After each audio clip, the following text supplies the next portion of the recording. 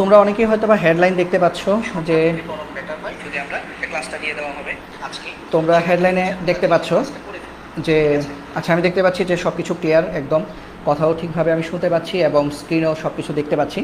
তো যদিও ভাইয়ার অফলাইন ব্যাচে ডিজিটাল স্মার্ট বোর্ডে ক্লাস নেই, বাট হচ্ছে যে পরিমাণ গরম পড়ছে এবং যে পরিমাণে ইলেকট্রিসিটি চলে যায়, লোডশেডিং হয়, সেই ক্ষেত্রে ক্লাসগুলো হয়ে যাওয়া জরুরি। এখন আমি আমার চেহারা দেখায় ডিজিটাল বোর্ড দেখায় ক্লাস নিতে গেলে আসলে হয়তোবা তোমরা সেই অনুযায়ী ক্লাস পাবে না। বাট আমি যদি এখন ল্যাপটপে স্ক্রিন শেয়ার করে যদি ক্লাসটা নিয়ে ফেলি, তাহলে হয়তোবা প্রত্যেক দিনই আমরা ক্লাস করতে পারবো।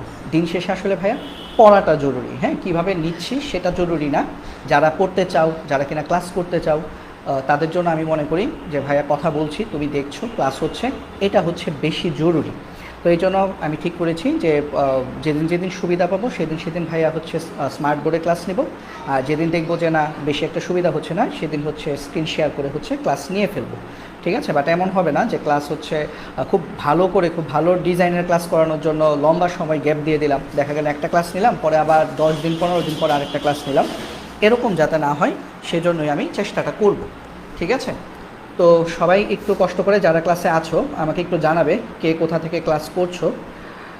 কষ্ট করে ভাইয়াকে বলবে যে তুমি কোথা থেকে ক্লাস করছো। আমি জাস্ট হচ্ছে ক্লাসটা একটু শেয়ার করে দিই, তারপরেই হচ্ছে আমরা শুরু করে দিচ্ছি। যেহেতু আজকে প্রথম ক্লাস, সেহেতু একটু সময় নিচ্ছি, কারণ আমি একদম কোনো রকম পূর্ব ঘোষণা ছাড়াই আসলে ক্লাসটা শুরু করেছি।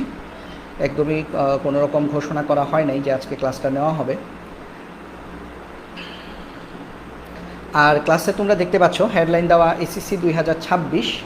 আসলে আমি যখন ক্লাসটা নিচ্ছি আজকে, আগামীকাল থেকে কিন্তু এসএসসি পরীক্ষা শুরু হবে, এবং এসএসসি পরীক্ষার্থীদের জন্য আমি চাচ্ছি প্রথম অবস্থায় ওদেরকে কেমিস্ট্রি এবং ফিজিক্স এই দুইটা অধ্যায়, এই দুইটা বই, এই দুইটা সাবজেক্টের যে অধ্যায়গুলো ওদের শর্ট সিলেবাসে আছে, মানে এসএসসি শর্ট সিলেবাসে এই বছর যারা আছে তাদের জন্য এই অধ্যায়গুলোর সিকিউ এবং এমসিকিউর ওয়ান শট ক্লাস দিতে। তবে এই ক্লাসগুলো 9 এবং 10-এর জন্যও সমানভাবে উপযোগী। ঠিক আছে, 9 এবং 10 তোমরাও চাইলে এই ক্লাসগুলো করতে পারবে, কারণ তোমাদেরও সিলেবাস হতে এগুলো আছে, তাই না? বাট তবে হচ্ছে তোমাদের সিনিয়রদেরকে একটু গুছিয়ে দিই, যেহেতু ওদের কেমিস্ট্রি পরীক্ষাটা খুব সম্ভবত, আচ্ছা ফিজিক্স পরীক্ষাটা খুব সম্ভবত 10ই এপ্রিল, আর কেমিস্ট্রি পরীক্ষা হচ্ছে 14 মে, 10ই মে এবং 14 মে। এখন তো এপ্রিল মাস, মে মাসে। তো মোটামুটি কেমিস্ট্রি পরীক্ষার আগে এবং ফিজিক্স পরীক্ষার আগে প্রায় আরও 3 সপ্তাহ সময় হাতে আছে আমাদের। তো এই জন্য আমি ভাবলাম যে কেমিস্ট্রি এবং ফিজিক্স এই দুইটা বইয়ের, কেমিস্ট্রির 6টা অধ্যায় এবং ফিজিক্সের মোট 7টা অধ্যায়, মোট 13টা অধ্যায়ের সিকিউ এবং MCQ one shot solving class এই 10ই মের আগে আমি শেষ করে হচ্ছে ইউটিউবে আপলোড করে দিব, যাতে করে পরীক্ষার সময় তোমরা একটু ভালোভাবে প্রিপারেশন নিতে পারো। যারা আমাকে ফলো করবে বা যাদের কাছে মনে হবে ভাইয়া ক্লাসগুলো করলে আমার উপকার হবে, শেষ মুহূর্তের প্রস্তুতিটা ভালো হবে। কারণ অনেক স্টুডেন্টই আমাদের কাছে পড়েছে বা আমরা দেখেছি যারা কিনা সারা বছর পড়াশোনা মানে টিচারের কাছে দৌড়ায় পড়ে, ঠিক আছে, বাট হয়তো সেভাবে বুঝতে পারে নাই বা একটু ফাঁকি ঝুঁকি দিয়েছে। তো তাদেরকেই শেষ মুহূর্তে যদি এক একটা অধ্যায় থেকে তোমরা 70টা 80টা এমসিকিউ করে যদি ভাইয়া ক্লাস থেকে যদি সলভ করে যাও, তাহলে আশা করি তোমাদের জন্য এটা অনেক ভালো হবে। এবং পরীক্ষায় আমি আশা করি ইনশাল্লাহ যে একদম খুব ভালোভাবে যদি তোমরা আমার ক্লাসগুলো করে যদি বুঝে যাও, 25-এর মধ্যে 20 ইনশাল্লাহ তোমরা পরীক্ষায় আনসার করে আসতে পারবে এমসিকিউতে। এমসিকিউ 25টার মধ্যে 20টা এমসিকিউ ফিজিক্স এবং কেমিস্ট্রিতে তোমার হবে ইনশাল্লাহ, যদি বুঝে যাও। ঠিক আছে, তো চেষ্টা করবা ক্লাসটা ভালো করে করার এবং সুন্দরভাবে বোঝার। ঠিক আছে, তো আমি অলরেডি ক্লাসটা মোটামুটি কিছু আমার যে সকল গ্রুপগুলো আছে সেগুলোতে হচ্ছে আমি শেয়ার করে ফেলেছি। বাদ বাকি তোমরা যদি শেয়ার করতে চাও সেগুলো করতে থাকবে ক্লাসের মাঝখানে। আমি আস্তে ধীরে পড়াবো, আমি হচ্ছে তোমাদের কেউ কমেন্ট করলে সেটার সাথে সাথেই দেখব। তো তোমাদের যদি কোনো কনস্ট্রাকটিভ কোনো কমেন্ট থাকে যে ভাইয়া এটা বুঝি নাই, এমসিকিউটা কীভাবে হয়েছে একটু বলে দেন, সেই ক্ষেত্রে আমি সাথে সাথে রেসপন্স করার চেষ্টা করব। তাহলে ঠিক আছে, চলো তাহলে শুরু করি, আর কথা না বাড়াই। বিসমিল্লাহির রহমানির রহিম। তো আমরা প্রথম এমসিকিউটার দিকে যদি লক্ষ্য করি, আমাদের ব্যানারটা সুন্দর হয়েছে না? ব্যানারটা বানাইছি, তো আশা করি ব্যানারটা তোমাদের ভালো লাগছে। তবে হচ্ছে এখন শেষ মুহূর্তে প্রস্তুতি, ব্যানার দেখা লাভ নাই। ব্যানার 9 এবং 10 স্টুডেন্টরা দেখো, এসএসসি যারা আছো ব্যানার দেখার কিছু নাই, তোমরা হচ্ছে জাস্ট এমসিকিউগুলো ফলো করো, আশা করি ভালো হবে। টোটাল 80টা এমসিকিউ করাবো আজকে। চলো দেখি প্রথম এমসিকিউ। প্রকৃতিতে প্রাপ্ত মৌলের সংখ্যা কতটি? এটা খুবই গুরুত্বপূর্ণ একটা এমসিকিউ, এটা অনেক আসছে বোর্ড পরীক্ষায়। তো প্রকৃতিতে প্রাপ্ত মোট মৌলের সংখ্যা হচ্ছে 98টি। আমি একটু মুখে মুখে বলে দিই, এত লিখছি না, তোমরা একটু মনে রাখবা বা যখন ক্লাসটা করবা খাতায় নোট করে ফেলবা। যে এখন পর্যন্ত আবিষ্কৃত মোট মৌলের সংখ্যা হচ্ছে 118। আমি সংখ্যাগুলো লিখে দিই, হ্যাঁ। 118টি হচ্ছে মোট মৌল। এর মধ্যে 98টি মৌল প্রকৃতিতে পাওয়া যায়, আর 20টা মৌল মানুষ গবেষণাগারে বা ল্যাবরেটরিতে নিজেরা তৈরি করেছে। তাহলে টোটাল 118টা হয়ে গেছে। আর এই 118টা মৌলের মধ্যেই আবার 26টা মৌল হিউম্যান বডি মানে মানব দেহে পাওয়া যায়। তো এই যে ডাটাগুলো লিখলাম, এগুলো তোমরা ভালো করে মুখস্থ রাখবে, এমসিকিউতে যে কোনোভাবে আসতে পারে। তাহলে প্রকৃতিতে প্রাপ্ত মৌলের সংখ্যা 118টি, পৃথিবীতে আবিষ্কৃত এখন পর্যন্ত মোট মৌলের সংখ্যা 118টি, এর মধ্যে প্রকৃতিতে প্রাপ্ত মৌলের সংখ্যা 98টি, তারপর গবেষণাগারে তৈরি হয়েছে 20টি, আর আমাদের মানবদেহে পাওয়া যায় 26টি মৌল। ঠিক আছে, পরে এমসিকিউ তাহলে তো সহজ। মানব শরীরে মোট কতটি ভিন্ন ভিন্ন ধরনের মৌল আছে? 26টি ভিন্ন ভিন্ন ধরনের মৌল আছে। তারপরটা দেখো, অ্যালুমিনিয়াম নাইট্রেটের একটি অণুতে কতটি পরমাণু থাকে? তো ভাইয়েরা, আমি তোমাদেরকে একটা কথা বলে দিই, এই ধরনের এমসিকিউ আনসার করার জন্য তোমরা পঞ্চম অধ্যায়ে একটা ছক আছে। ছকটা কিসের?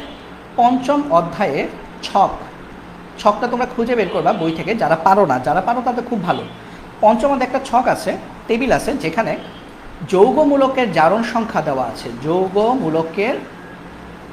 যৌগমূলকের যোজনী দেওয়া আছে, যোজনী বা জারণ সংখ্যা। হ্যাঁ, যারা এসএসসি 26 যাদের কালকে থেকে পরীক্ষা শুরু, তোমরা তো আশা করি যোজনী, জারণ সংখ্যা এগুলো তো বোঝো, একদমই নাম শোনো না, এরকম তো না, এই জন্য এত ডিটেলস পড়াচ্ছি না। তাহলে যৌগমূলকের যোজনী বা জারণ সংখ্যা নামে একটা চার্ট আছে। ওখানে তোমরা দেখবে যে অ্যালুমিনিয়াম নাইট্রেট, অ্যালুমিনিয়াম একটা ধাতু, আমরা জানি অ্যালুমিনিয়াম 3+ হয়, অ্যালুমিনিয়ামের জারণ সংখ্যা হচ্ছে 3+। আর নাইট্রেট এটা হচ্ছে একটা অধাতু, নাইট্রেটের জারণ সংখ্যা হচ্ছে NO3-। ঠিক আছে, তো যখন আমরা এদেরকে একসাথে যৌগ বানাই, এদেরকে দিয়ে, দুইটাকে দিয়ে, এই যে NO3- এটা কোথা থেকে পাবা? এই যে NO3- এটা পাবা এই পঞ্চম অধ্যায়ের ছক যৌগমূলকের যোজনী থেকে পাবা। NO3 এটা একটা যৌগমূলক, এটাকে বলা হয় নাইট্রেটের মাথার উপর মাইনাস দেওয়া থাকে। এখন তাদেরকে যখন একসাথে করবা, অ্যালুমিনিয়াম লিখলা, NO3 লিখবা। একটা কথা মনে রাখবা, একজনের মাথার জিনিস আরেকজনের পায়ের নিচে চলে আসবে। তাহলে অ্যালুমিনিয়ামের মাথায় কি আছে? 3, এটা চলে আসবে নাইট্রেটের নিচে। আর নাইট্রেটের মাথার উপর আছে কি? মাইনাস মানে কি? 1, -1। তাহলে এই 1টা চলে আসবে অ্যালুমিনিয়ামের নিচে। কি বুঝলে আশা করি? যে একজনের মাথার জিনিস আরেকজনের পায়ের নিচে চলে আসবে। এখন দেখো, এখন একটা কথা মনে রাখবা, যৌগমূলক কি? Nitrate, NO3। যৌগমূলকের নিচে যদি একের থেকে বড় সংখ্যা থাকে, যেমন এখানে কি আছে? নিচে 3 আছে, একের থেকে বড় সংখ্যা 3। যৌগমূলকের নিচে যদি 2 থেকে শুরু করে এর বড় সংখ্যা 2, 3, 4, 5 এরকম সংখ্যা থাকে, তাহলে ওই যৌগমূলকটাকে ব্র্যাকেটে লিখতে হবে। আর কারো নিচে যদি 1 থাকে, তাহলে ওই 1 সংখ্যাটা লিখতে হয় না। তাহলে ভাইয়া অনেক কথা কিন্তু বোঝাই ফেলছি। ইন শর্ট কী বললাম? প্রথমে তোমাকে মনে রাখতে হবে অ্যালুমিনিয়ামের জারণ সংখ্যা +3, NO3 হচ্ছে -1। একজনের পায়ের জিনিস আরেকজনের মাথায় দিবা, একজনের মাথার জিনিস আরেকজনের পায়ে দিবা।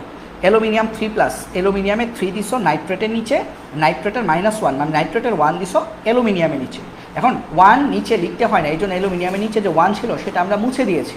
আর নাইট্রেটের নিচে 3, যৌগমূলকের নিচে যদি একের থেকে বড় সংখ্যা হয়, তাহলে যৌগমূলকটাকে ব্র্যাকেটে লিখতে হয়। ঠিক আছে, তো এটা হচ্ছে অ্যালুমিনিয়াম নাইট্রেটের সংকেত। এখন এখান থেকে আমরা পরমাণু সংখ্যা বের করি। এখানে অ্যালুমিনিয়াম কয়টা ভাইয়া? অ্যালুমিনিয়াম হচ্ছে একটা। নাইট্রেট কয়টা? নাইট্রেটের মধ্যে NO3, একটা NO3-র মধ্যে নাইট্রোজেন আছে একটা, অক্সিজেন আছে 3টা, তাহলে মোট কত হলো? 4টা। আবার নাইট্রেট মোট কয়টা? 3টা, তাহলে 3 4 কত? 12টা। তাহলে দেখো, খেয়াল করো, এখানে এই যে যৌগটা, এই যৌগটার মধ্যে অ্যালুমিনিয়াম আছে একটা, হ্যাঁ, নাইট্রেট NO3 মানে নাইট্রোজেন আছে কয়টা? 3টা, এই যে 3টা। আর অক্সিজেন আছে কয়টা? একটা নাইট্রেটে অক্সিজেন আছে 3টা, তাহলে 3টা নাইট্রেটে অক্সিজেন আছে 3 × 3, তার মানে 9টা। ভাই অনেক ভেঙে পড়েছি। তাহলে টোটাল যৌগ পরমাণুর সংখ্যা কয়টা? 9, 3, 12 আর 1 13টি। তাহলে আনসার হচ্ছে গরুর গ, অ্যালুমিনিয়াম নাইট্রেটের একটি অণুতে মোট পরমাণু থাকে 13।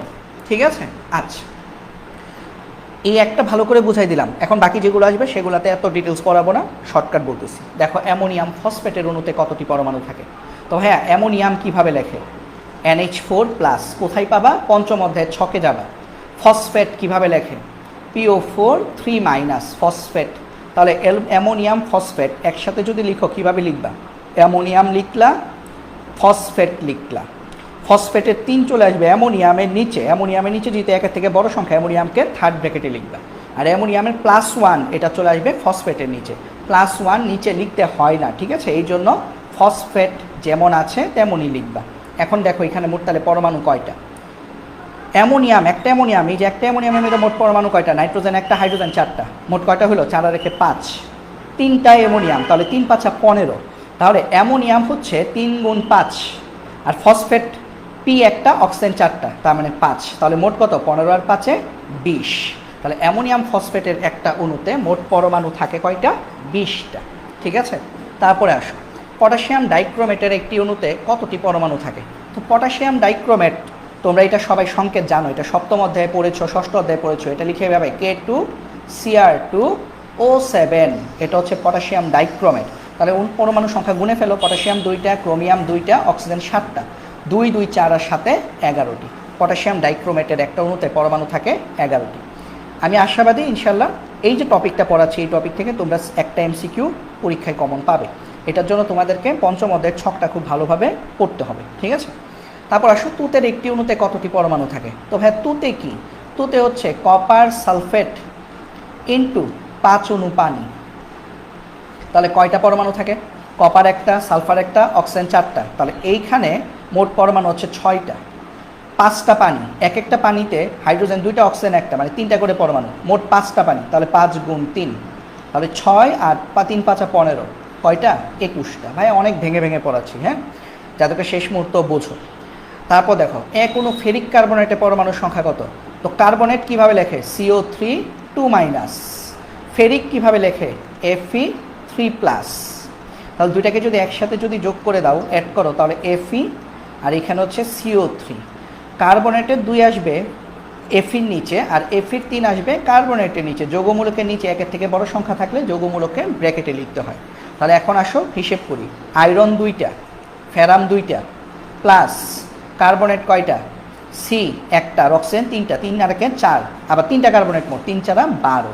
এই যে 3 × 4, 3টা কার্বনেট, এক একটা কার্বনেটে 4টা করে পরমাণু, মোট পরমাণু সংখ্যা কয়টি? 14টি।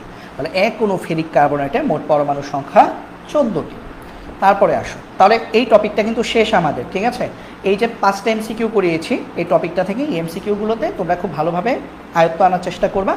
এবং যারা কিনা একদমই পড়াশোনা করো নাই, তোমাদেরকে বলবো পরীক্ষার সময় তোমরা যদি আমাকে ফলো করো, জাস্ট এই 80টা এমসিকিউ করে যাও, এই অধ্যায় থেকে আর লাগবে না, ঠিক আছে? ইনশাল্লাহ তোমরা কমন পেয়ে যাবে। আর কেউ যদি দেখা যায় যে আগেই পড়েছো, অনেক ভালো পড়াশোনা করেছো, তাদের জন্য বলবো তোমরা এটা তো দেখবাই, পাশাপাশি তোমাদের গাইড থেকে, টেস্ট পেপার থেকে এমসিকিউ পড়বা, সলভ করবা, ঠিক আছে? এগুলো সলভ করলে তাহলে হচ্ছে আস্তে আস্তে হচ্ছে তোমরা জিনিসগুলো সম্পর্কে আরও বেসিক ধারণা, বেসিকটা আরও স্ট্রং হবে আর কি, ঠিক আছে?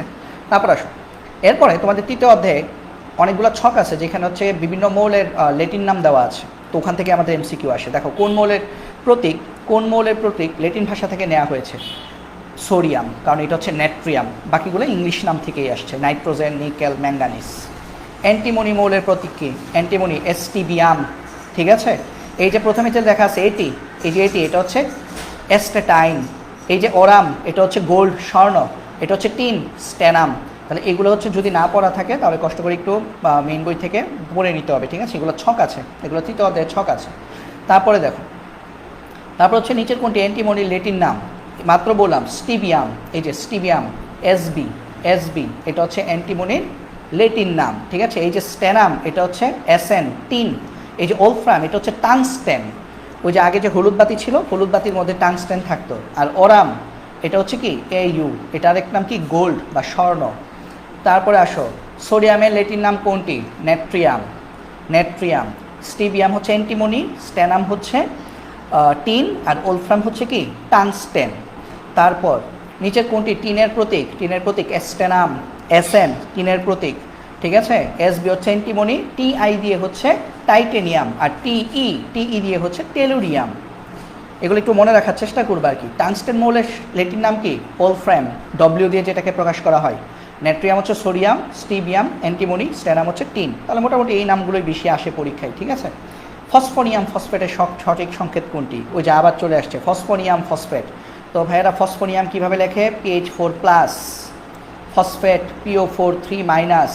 তো এদেরকে যখন একসাথে তোমরা যখন অ্যাড করবা, তখন PH4, ফসফেটের 3 চলে আসবে ফসফোনিয়ামের নিচে, আর ফসফেট PO4 ফসফোনিয়ামের 1 চলে আসবে ফসফেটের নিচে, নিচে 1 লিখতে হয় না। তাহলে এখানে ফসফোনিয়ামের সঠিক সংকেত কি PH43 PO4, এই যে ঘ নাম্বার হচ্ছে সঠিক উত্তর PH43 PO4। ওজন অণু সংকেত কোনটি? O3 ওজন অণু সংকেত। ইলেকট্রনের প্রকৃত আধান কোনটি? তো ইলেকট্রনের প্রকৃত আধান কোনটি এটা তোমরা সবাই জানো, ঠিক আছে, এটা তোমরা সবাই পারো আশা করি, তো এটা নিয়ে আর কথা বলার কিছু নাই। ইলেকট্রনের প্রকৃত আধান হচ্ছে মাইনাসেরটা, -1.6 × 10⁻19 কুলম। এই যে খ নাম্বার অপশন এটা হচ্ছে প্রোটনের প্রকৃত আধান, ঠিক আছে, প্রোটনের প্রকৃত আধান হচ্ছে প্লাসের, +1.6 × 10⁻19 কুলম। তারপর নিউট্রনের প্রকৃত ভর কত? এগুলো তোমাদের বইতে আছে, তোমরা অগণিতবার এগুলো পড়েছ। তো ভাইয়া বলে দিই, এই যে প্রথমটা এটা হচ্ছে ইলেকট্রনের ভর, এই যে আমাদের এটা হচ্ছে আমাদের নিউট্রনের ভর, আর এই যে এটা হচ্ছে আমাদের প্রোটনের ভর। তো আমি পাশাপাশি লিখে দিই, হ্যাঁ, এটা হচ্ছে ইলেকট্রনের ভর, এটা হচ্ছে প্রোটনের ভর, আর এটা হচ্ছে নিউট্রনের ভর। আর এটা আসলে কিছুই না, এটা আসলে ঘ নাম্বার অপশন আসলে এটা চার্জের মান দিয়ে দিছে, বাট এককে গ্রাম লিখে দিছে কনফিউজ করার জন্য, আর কিছুই না। তারপরে দেখো, তারপরে একটি ইলেকট্রনের প্রকৃত ভর কত? এই যে 9.11 × 10⁻28 গ্রাম। এগুলো কিন্তু সব বাছাই করা বোর্ড MCQ। তো বোর্ড MCQগুলো এরকম সহজই হবে, টেনশন করার কিছু নাই। কোন মৌলের ইলেকট্রন, প্রোটন এবং নিউট্রন সমান? আমরা যদি একটু দেখি, সোডিয়াম। তোমরা পারমাণবিক সংখ্যা, ভর সংখ্যা আশা করি লিখতে জানো, ঠিক আছে। আরেকটা কথা বলি, যারা 9-10-এর আছো তোমরা ভাবতে পারো যে স্যার বা ভাইয়া হচ্ছে এইভাবে শর্টকাট পড়ে ফেলতেছে, আমাদের তো বেসিক পড়াই নাই। একটু ধৈর্য ধরো, মানে আগে এসএসসি তোমাদের সিনিয়রদেরকে একটু তুলে দিই, তারপরে হচ্ছে আমাদের মে মাস থেকে ইনশাল্লাহ আমরা একদম বেসিক ধরে ধরে প্রত্যেকটা অধ্যায় পড়বো, ঠিক আছে। তখন হচ্ছে তোমরা হচ্ছে এখান থেকে বেনিফিট পাবে, কারণ তোমাদের পরীক্ষা তো 9-এর তো বলে মাত্র শুরু হয়েছে না, তোমাদের তো পড়াশোনাটা মাত্র শুরু হয়েছে। আর 10-এর পরীক্ষাও যদিও অনেক জায়গায় শোনা যাচ্ছে যে এই বছর ডিসেম্বর থেকে পরীক্ষা হতে পারে, যদিও এটা এখনও শিওর হয় নাই, গভর্নমেন্ট থেকে কোনো মানে সরাসরি কিছু বলা হয় নাই। সেহেতু যদি ডিসেম্বরে হয় তাহলেও কিন্তু ভাইয়া তোমাদেরকে প্রায় 8 মাস সময় পাবো, অনেক সময়, ঠিক আছে। তোমরা মনে করতে পারো 8 মাস তো কিছুই না, বাট ভাইয়ার জন্য ব্যাপার না, আমরা যারা বছরের পর বছর ধরে পড়াচ্ছি আমাদের জন্য 8 মাস আসলে হিউজ সময়।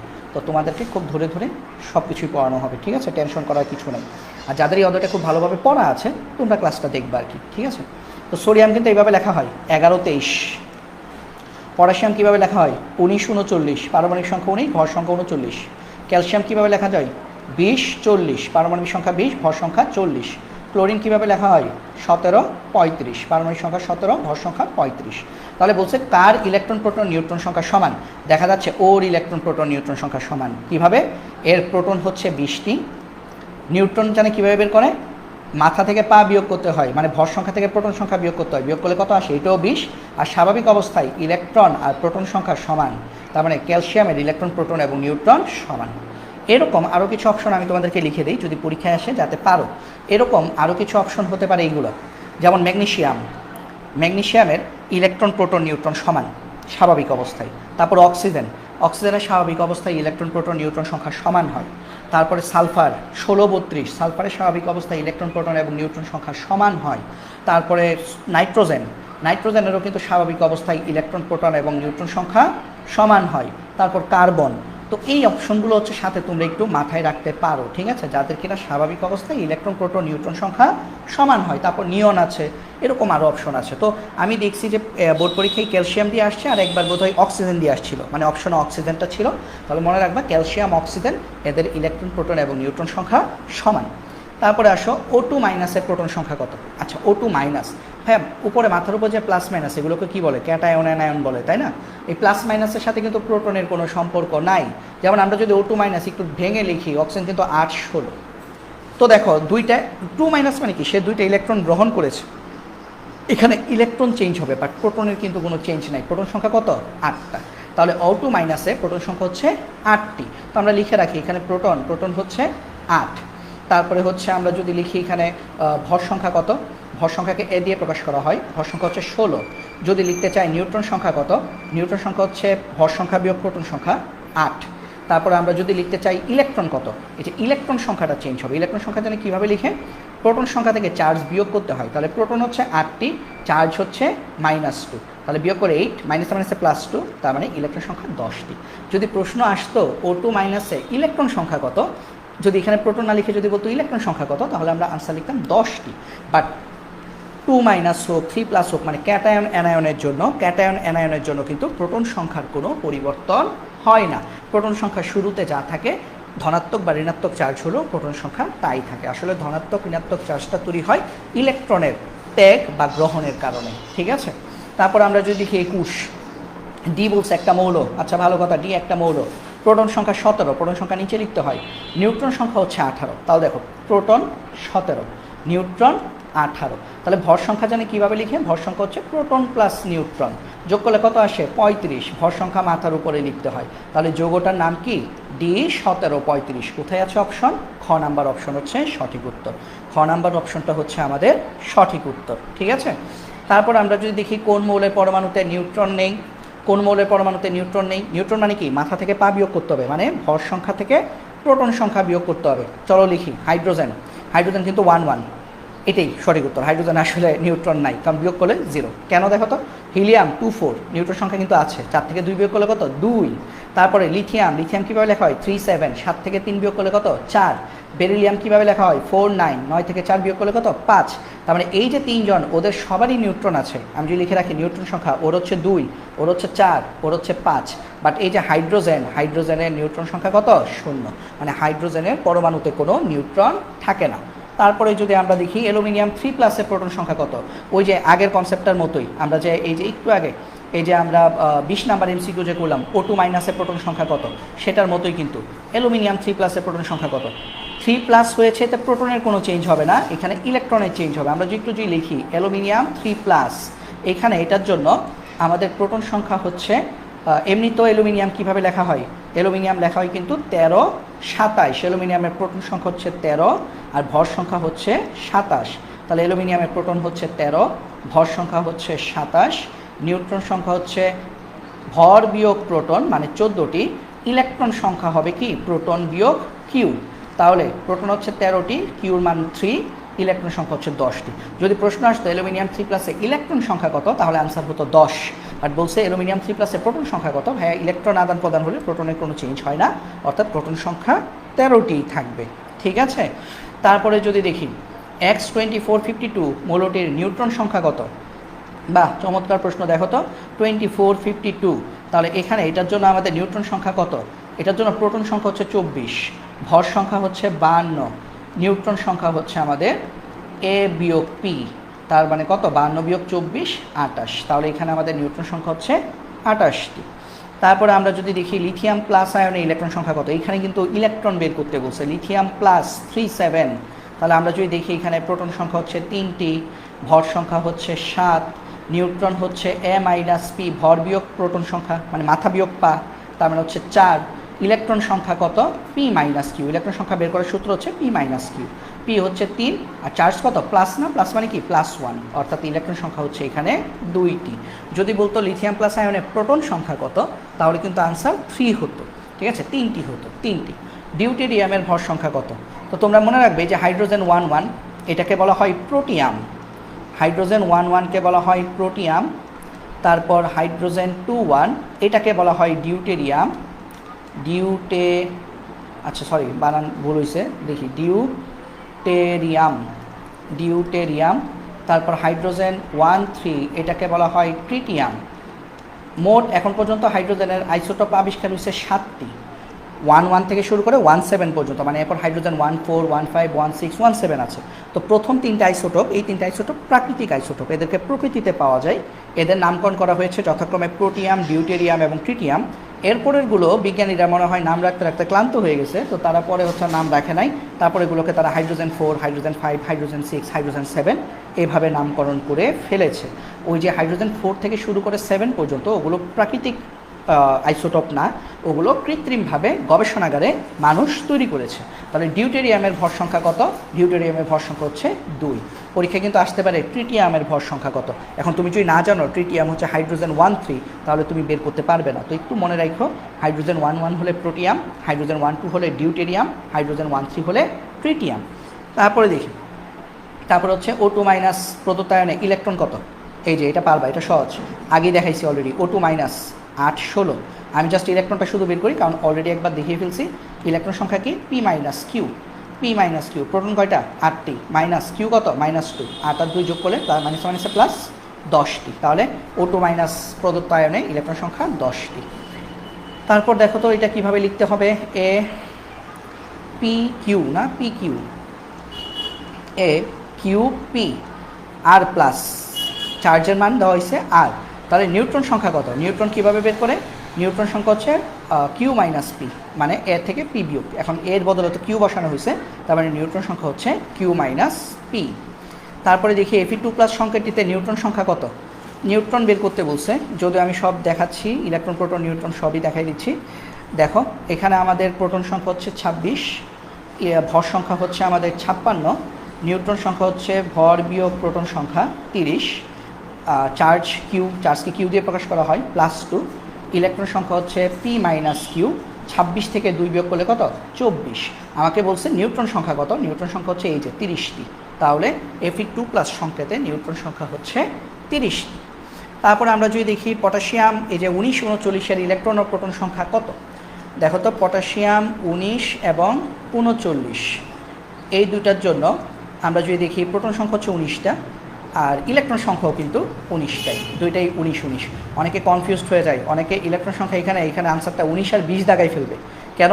ওই যে 39 থেকে 19 বিয়োগ করে ফেলবে। ভাইয়া 39 থেকে 19 বিয়োগ তো করে নিউট্রন সংখ্যা বের করলে। এখন স্বাভাবিক অবস্থায় প্রোটন যতটা ইলেকট্রনও কিন্তু ততটা, অর্থাৎ সঠিক উত্তর হচ্ছে 19 এবং 19।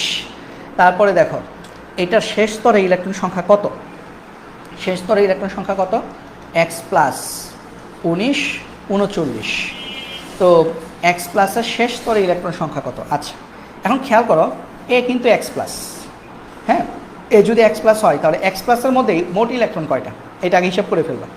X+-এর মধ্যে এখন দেখো মোট ইলেকট্রন কয়টা? ইলেকট্রন কয়টা? P minus Q. এখন প্রোটন কয়টা? 19টা। চার্জ কত? 1। তার মানে এখানে ইলেকট্রন মোট কয়টা? মোট হচ্ছে 18টা। তার মানে এ যেটা হচ্ছে আমাদের X+, সেই X+-এ ইলেকট্রন কয়টা? 18টা। আশা করি সবাই ইলেকট্রন বিন্যাস করতে পারো আহ্বান নীতি অনুযায়ী। প্রথমে 1s-এ ঢুকবে, তারপর 2s2, তারপর 2p6, তারপর 3s2, তারপর 3p6। 18টা ইলেকট্রন কিন্তু মোট 19টা থাকার কথা ছিল, বাট একটা ইলেকট্রন টেক করে ফেলছে না, প্লাস হয়ে গেছে না, X+ পজিটিভ চার্জ। তার মানে কি এখন 18টা ইলেকট্রন। তাহলে 18টা ইলেকট্রন থাকলে শেষ স্তরে ইলেকট্রন কয়টি? এইটা হচ্ছে শেষ স্তর, এই যে এটা হচ্ছে শেষ স্তর। তাহলে শেষ স্তরে ইলেকট্রন হচ্ছে 8টি। খেয়াল করে দেখো এইটাই যদি X+ না হয়ে, ধরো আমি X+ না হয়ে এই যে আমি এই যে প্লাসটা মুছে দিচ্ছি, হ্যাঁ, এই যে প্লাস মুছে দিলাম, যদি X হইতো তাহলে কিন্তু এখানে 18টি ইলেকট্রন হইতো না, কয়টা হইতো? 19টা ইলেকট্রন। তখন কিন্তু আমাদের 3p6-এর পরে ইলেকট্রন কোথায় প্রবেশ করে? 4s1। তখন কিন্তু শেষ স্তর হয়ে যেত 4s এবং শেষ স্তরে ইলেকট্রন সংখ্যা হইতো 1টি। দেখো ক নাম্বার অপশনে কিন্তু 1টিও আছে। অনেকে কিন্তু কনফিউজড হয়ে এক দাগাই ফেলবে, বাট কথা হচ্ছে এখানে তো এ আসলে X না, এ হচ্ছে কি X+। তার মানে X-এর মধ্যে মোট ইলেকট্রন ছিল 19টা, বাট এতে মোট 19টি ইলেকট্রন নাই, কারণ এ X+ হয়ে গেছে এবং X+ ইলেকট্রন সংখ্যা হচ্ছে 18টি। 18টি ইলেকট্রন হলে কিন্তু আমাদের শেষ স্তর হয় 3s এবং শেষ স্তরে আমাদের ইলেকট্রন সংখ্যা হচ্ছে 8টি। আশা করি বুঝতে পেরেছ। তারপর দেখি রাদারফোর্ড পরমাণু মডেল আবিষ্কৃত হয় কত সালে? সহজ তাই না? 1911 সালে রাদারফোর্ড মডেল আবিষ্কার হয় আর 1913 সালে বোর মডেল আবিষ্কার হয়। তোমাদেরকে মাঝখানে একটু বলে দেই, তোমাদের যত অ্যানালাইসিস করা আছে সব করার পরে, অনেক বছর ধরেই পড়াচ্ছি, সব অ্যানালাইসিস করার পরে কিন্তু ভাইয়া দেখতে পাইছি, যেটা বুঝি আমি সেটা হচ্ছে এই অধ্যায় থেকে তোমাদের সবচেয়ে হট টপিক সিকিউর জন্য হচ্ছে রাদারফোর্ড এবং বোর মডেলের মধ্যে তুলনা আসে। প্রশ্ন আসে যে নিচের কোন মডেলটি অধিক গ্রহণযোগ্য? চিত্র দিয়ে দেয় উদ্দীপকে, একটা রাদারফোর্ড পরমাণু মডেলের চিত্র দিয়ে দিবে, একটা বোর পরমাণু মডেলের চিত্র দিয়ে দিবে। তোমরা তখন হচ্ছে বলবে যে 1 এবং 2, উদ্দীপকের 1 এবং 2 চিত্রের মধ্যে কোনটি অধিকতর গ্রহণযোগ্য। তো এই প্রশ্নটা তোমরা অবশ্যই ভাইয়া মানে একদম হাতে পায়ে ধরি তোমরা হচ্ছে মুখস্থ করে যাবা, কারণ হচ্ছে এটা থেকে তোমরা হচ্ছে শিওর ঘোড়ার ঘ পাবা, 4 নাম্বার পাবা। আর এই অধ্যায় থেকে গরুর ঘ থেকে কী প্রশ্ন আসে? গরুর ঘ থেকে প্রশ্ন আসে আমাদের কৌণিক ভরবেগের একটা অঙ্ক আসতে পারে, mvr = nh/2π, এখান থেকে একটা প্রশ্ন আসতে পারে, অথবা আপাভর আপেক্ষিক পারমাণবিক ভর থেকে একটা অঙ্ক আসতে পারে, অথবা গড় আপেক্ষিক পারমাণবিক ভর থেকে একটা অঙ্ক আসতে পারে। যেহেতু শর্ট সিলেবাস 7টা প্রশ্ন করতে হবে, অধ্যায় হচ্ছে 6টা, তার মানে এই অধ্যায় থেকে একটা প্রশ্ন ইনশাল্লাহ শিওর আসবে। এবং ওই একটা প্রশ্নের মধ্যে সিকিউতে 7 নাম্বার কিন্তু আমরা কমন করে পেয়ে গেছি। কীভাবে? ঘ নাম্বার প্রশ্ন হচ্ছে রাদারফোর্ড পরমাণু মডেল এবং বোর পরমাণু মডেলের মধ্যে তুলনা করতে বলবে। আর গরুর গতে আমাদেরকে 3টা টপিক বললাম ভাইয়া, আপেক্ষিক পারমাণবিক ভরের অঙ্ক আসতে পারে, অথবা গড় আপেক্ষিক পারমাণবিক ভরের অঙ্ক আসতে পারে, অথবা কৌণিক ভরবেগের যে ম্যাথ আসতে পারে। তো এইগুলো যদি পড়ে যাও তাহলে কিন্তু এই অধ্যায় থেকে তোমার সিকিউ কমপ্লিট হয়ে যাবে। তারপরে ভাইয়া সিকিউ ক্লাস দেবো, সিকিউ সলভিং ক্লাসে ভাইয়া 10টা থেকে 12টা সিকিউ তোমাদেরকে দেখাই দিব। এইগুলা করলেই তোমাদের পরীক্ষায় কমন পড়ে যাবে ইনশাল্লাহ, ঠিক আছে? ফিজিক্স পরীক্ষা 10 তারিখ, তারপর 14 তারিখ কেমিস্ট্রি পরীক্ষা, 3 দিন মাঝখানে বন্ধ আছে। যদি 10 তারিখ সহ ধরো 4 দিন বন্ধ আছে। 4 দিনে কেউ যদি চায় যে আমি পুরো 1.5 বছর কিচ্ছু পড়ি নাই, এই 4 দিনই পড়বো, 4 দিন পড়লেও এ পাওয়া সম্ভব। এ প্লাস বলবো না ভাই, এ পাওয়া সম্ভব, ইনশাল্লাহ এ পাওয়া সম্ভব। কেন? তুমি আগে কি মানে গত 16 মাসে কি কিছু পড়ো নাই? কিছু তো পড়ছো, মানে রসায়ন বইটা সম্পর্কে তোমার একদমই ধারণা নাই এটা বলবা না, অবশ্যই পড়ছো, সবাই পড়ছো, কম বেশি পড়ছো, হয়তো বা প্র্যাকটিসের অভাবে ভুলে গেছো। 4টা দিন যদি একটু একদম মানে শুধু খাওয়া, ঘুম এবং ওয়াশরুম এই বাদে আর যদি তুমি সারাদিন যদি পড়ার টেবিলে বসে যদি পড়ো, ইনশাল্লাহ তুমি ভালো রেজাল্ট করতে পারবে, ঠিক আছে? তখন আর পরীক্ষার রেজাল্ট দেওয়ার পর তোমার হচ্ছে মানে মন খারাপ করে বসে থাকা লাগবে না, বা তোমার ফ্যামিলিকে হচ্ছে মন খারাপ করে মাথা নিচু করে থাকতে হবে না। কারণ হচ্ছে পরীক্ষার রেজাল্ট পাওয়ার পর দেখবা তোমার এমন আত্মীয় স্বজন তোমার বাসায় আসতে শুরু করবে যাদেরকে জন্মের পর তুমি কোনো দিন দেখো নাই। হ্যাঁ, এমন খালা, এমন ফুপু, এমন মামা, এমন দুঃসম্পর্কের এমন লোক আসা শুরু করবে যাদের কিনা ওই দিন দরদ অনেক বাইরে যাবে, কারণ হচ্ছে তারা পিন মারতে আসবে। তো ওই পিন মারা থেকে যদি নিজেকে এবং ফ্যামিলিকে যদি বাঁচাতে চাও, এখনও সময় আছে, আমি বলি এখনও সময় আছে, পড়ো। ফেল করাচ্ছে বা সিডি পাওয়াচ্ছে এ পাওয়া অনেক ভালো। এ প্লাস না পাইলেও এ যদি পাও, এটাও তোমার জন্য একটা বড় একটা অ্যাচিভমেন্ট। কেন? তুমি সামনে একটা নতুন একটা স্টার্ট দিতে পারবে, ঠিক আছে? আচ্ছা, তারপর যে বোর পরমাণু মডেল কত সালে দেওয়া হয়েছিল? 1913 সালে। বোর পরমাণু মডেল অনুসারে কোনটির বর্ণালী ব্যাখ্যা করা যায়? ট্রিক্স শিখাই দিই ভাইয়া। বোর পরমাণু মডেলের সাহায্যে কোনটির বর্ণালী ব্যাখ্যা করা যায়? 4টা অপশনের মধ্যেই পরীক্ষায় আসবে। হাইড্রোজেন, হিলিয়াম আসবে হিলিয়াম প্লাস হিসেবে, লিথিয়াম 2+, বেরিলিয়াম 3+। এই 4জন যদি অপশনে থাকে, চোখ বোঝা ওটাকেই বোর পরমাণু মডেল অনুযায়ী ব্যাখ্যা করা যায়। এখানে হাইড্রোজেন আছে, এখানে হিলিয়াম আছে, দাগাই ফেলবা না, হিলিয়ামের মাথার উপর কি প্লাস আছে? আবার ধরো হাইড্রোজেন আছে, বাট হাইড্রোজেনের মাথার উপর প্লাস আছে, তাহলে কি এটা হবে? না, হবে না। হাইড্রোজেন হলে প্লাস ছাড়া। কেন? কারণ বোর পরমাণু মডেল দিয়ে এক ইলেকট্রন বিশিষ্ট পরমাণু, পৃথিবীতে একমাত্র এক ইলেকট্রন বিশিষ্ট পরমাণু হচ্ছে হাইড্রোজেন, অথবা এক ইলেকট্রন বিশিষ্ট আয়ন। এই যে হিলিয়াম প্লাস, লিথিয়াম 2+, বেরিলিয়াম 3+, এরা হচ্ছে এক ইলেকট্রন বিশিষ্ট আয়ন। এদের বর্ণালী ব্যাখ্যা করা যায়, আর কারো বর্ণালী ব্যাখ্যা করা যায় না, ঠিক আছে? তো তোমরা এই 4টা মুখস্থ করে ফেলো, টপিকটা মানে কোনো কনসেপ্ট মুখস্থ করার দরকার নাই, এই 4টা চোখে ভাষায় নাও। Hydrogen, helium plus, lithium 2+, beryllium 3+, এই 4জনের বর্ণালী বোর মডেল অনুসারে ব্যাখ্যা করা যায়। আবার দেখো, শুধু হিলিয়াম লেখা আছে মনে করো, এই যে এটা কিন্তু না। হিলিয়াম হলে হিলিয়ামের মাত্রার উপর প্লাস থাকতে হবে, লিথিয়াম হলে লিথিয়ামের মাত্রার উপর 2+ থাকতে হবে, বেরিলিয়াম হলে বেরিলিয়ামের মাথার উপর 3+ থাকতে হবে। শুধুমাত্র হাইড্রোজেনের মাথার উপর কিছু থাকা যাবে না, ঠিক আছে? আচ্ছা, তারপর দেখো, নিউক্লিয়াসে পুঞ্জীভূত থাকে কোনটি? নিউক্লিয়াসে ধনাত্মক চার্জ পুঞ্জীভূত থাকে, যেটাকে আমরা প্রোটন বলি। আর ইলেকট্রন তো নিউক্লিয়াসের বাইরে কক্ষপথে ঘুরতে থাকে। প্লাঙ্ক ধ্রুবকের মান কত? প্লাঙ্ক ধ্রুবকের মান আশা করি তোমাদের মুখস্থ আছে। প্লাঙ্ক ধ্রুবকের মান তো এখানে এই যে এটা 6.626 × 10⁻34। তোমাদেরকে প্লাঙ্ক ধ্রুবকের এককটা শিখাই দিই। প্লাঙ্ক ধ্রুবকের একক হচ্ছে জুল সেকেন্ড। আচ্ছা, এটা তো একটা একক আছেই, বাট পরীক্ষায় আরেকটা একক আসে। সেটা কি? সেটা হচ্ছে এই জুল কি কাজের একক? কাজ মানে কি? বল গুণ সরণ, মানে জুলকে লেখা যায় আবার নিউটন মিটার, জুলকে লেখা যায় নিউটন মিটার ইন্টু সেকেন্ড। হ্যাঁ, জুল, এই যে জুল, এই জুল সমান কি? Newton metre. এই যে জুল সমান নিউটন মিটার, এটাকে আবার তরকারির ঝোল মনে করো না, জুল। তো এটা হচ্ছে নিউটন মিটার। এখন আবার নিউটন সমান কি? বল সমান কি? ভর গুণ ত্বরণ, মানে এই যে নিউটন, এই নিউটনকে আবার লেখা যায় মিটার পার সেকেন্ড স্কোয়ার। হ্যাঁ, ভর গুণ ত্বরণ, তাহলে ভর কি? ভর হচ্ছে কেজি, ভরের একক হচ্ছে কেজি, আর ত্বরণ কি? ms−2। এটার সাথে আবার গুণ করবা কি? মিটার আবার সেকেন্ড। এই যে কেজি, মিটার, সেকেন্ড ইনভার্স 2, এটা কিন্তু শুধু এই নিউটনের মান, এনের মান।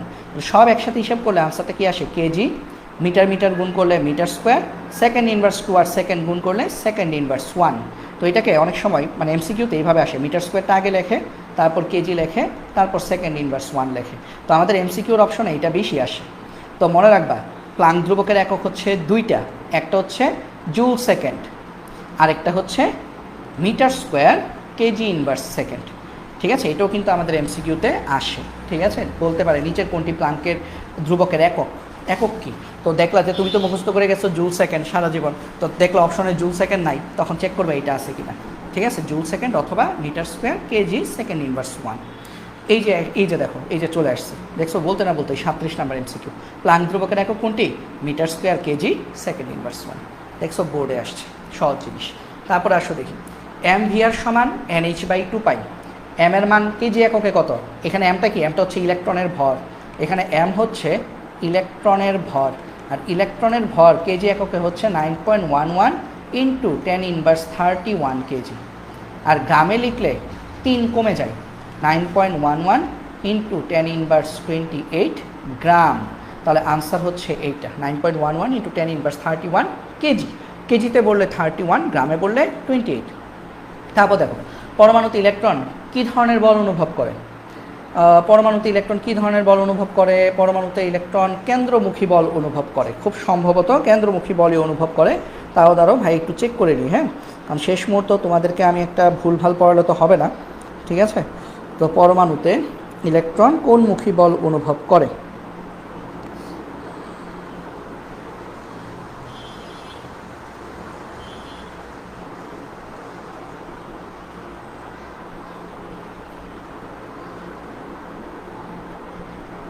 হ্যাঁ, কেন্দ্রমুখী বল অনুভব করে, ঠিক আছে। পরমাণুতে ইলেকট্রন কেন্দ্রমুখী বল অনুভব করে। তারপর আসলে দ্বিতীয় শক্তি স্তরে ঘূর্ণায়মান ইলেকট্রনের কৌণিক ভরবেগ কত? আচ্ছা, একটা মিনিট।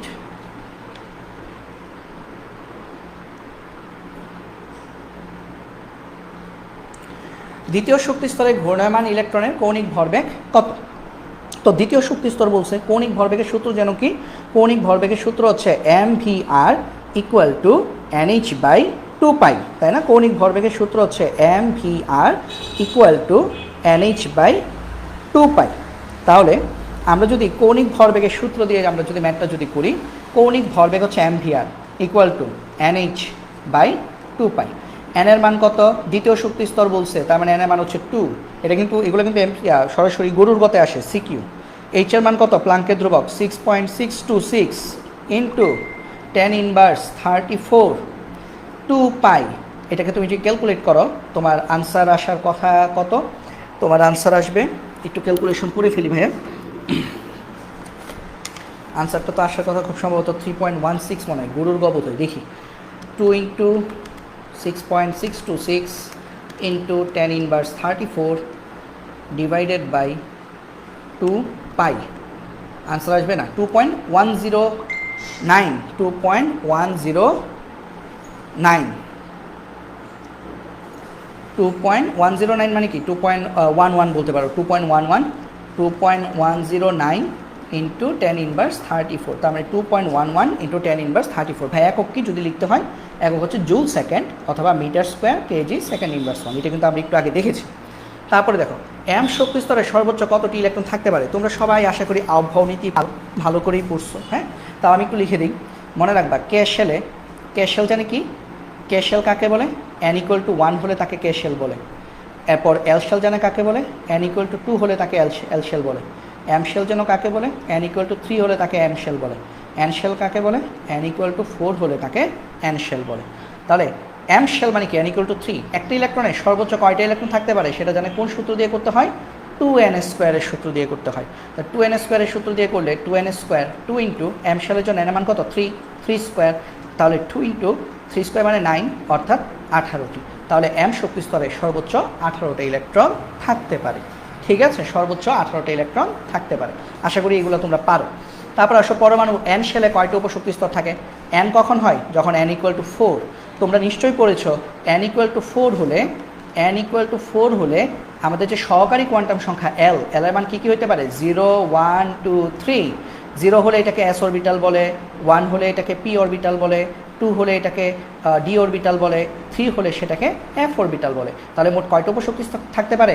sp df 4টা উপশক্তি স্তর থাকতে পারে। তারপর আমরা যদি দেখি কপারের n কক্ষপথে কয়টা ইলেকট্রন আছে, এগুলো খুব ইম্পর্টেন্ট, এগুলোর জন্য তোমাকে ইলেকট্রন বিন্যাস জানতে হবে। প্রথমে তুমি কপারের ইলেকট্রন বিন্যাস করলা 29। কপার কিন্তু 29 নাম্বার মৌল। তোমাদের একটা টেকনিক শিখে দিই ভাইয়া, তার উপর এমসিকিউতে সময় বাঁচবে। 1 থেকে 18 পর্যন্ত 18 নাম্বার মৌলের নাম কি? Argon.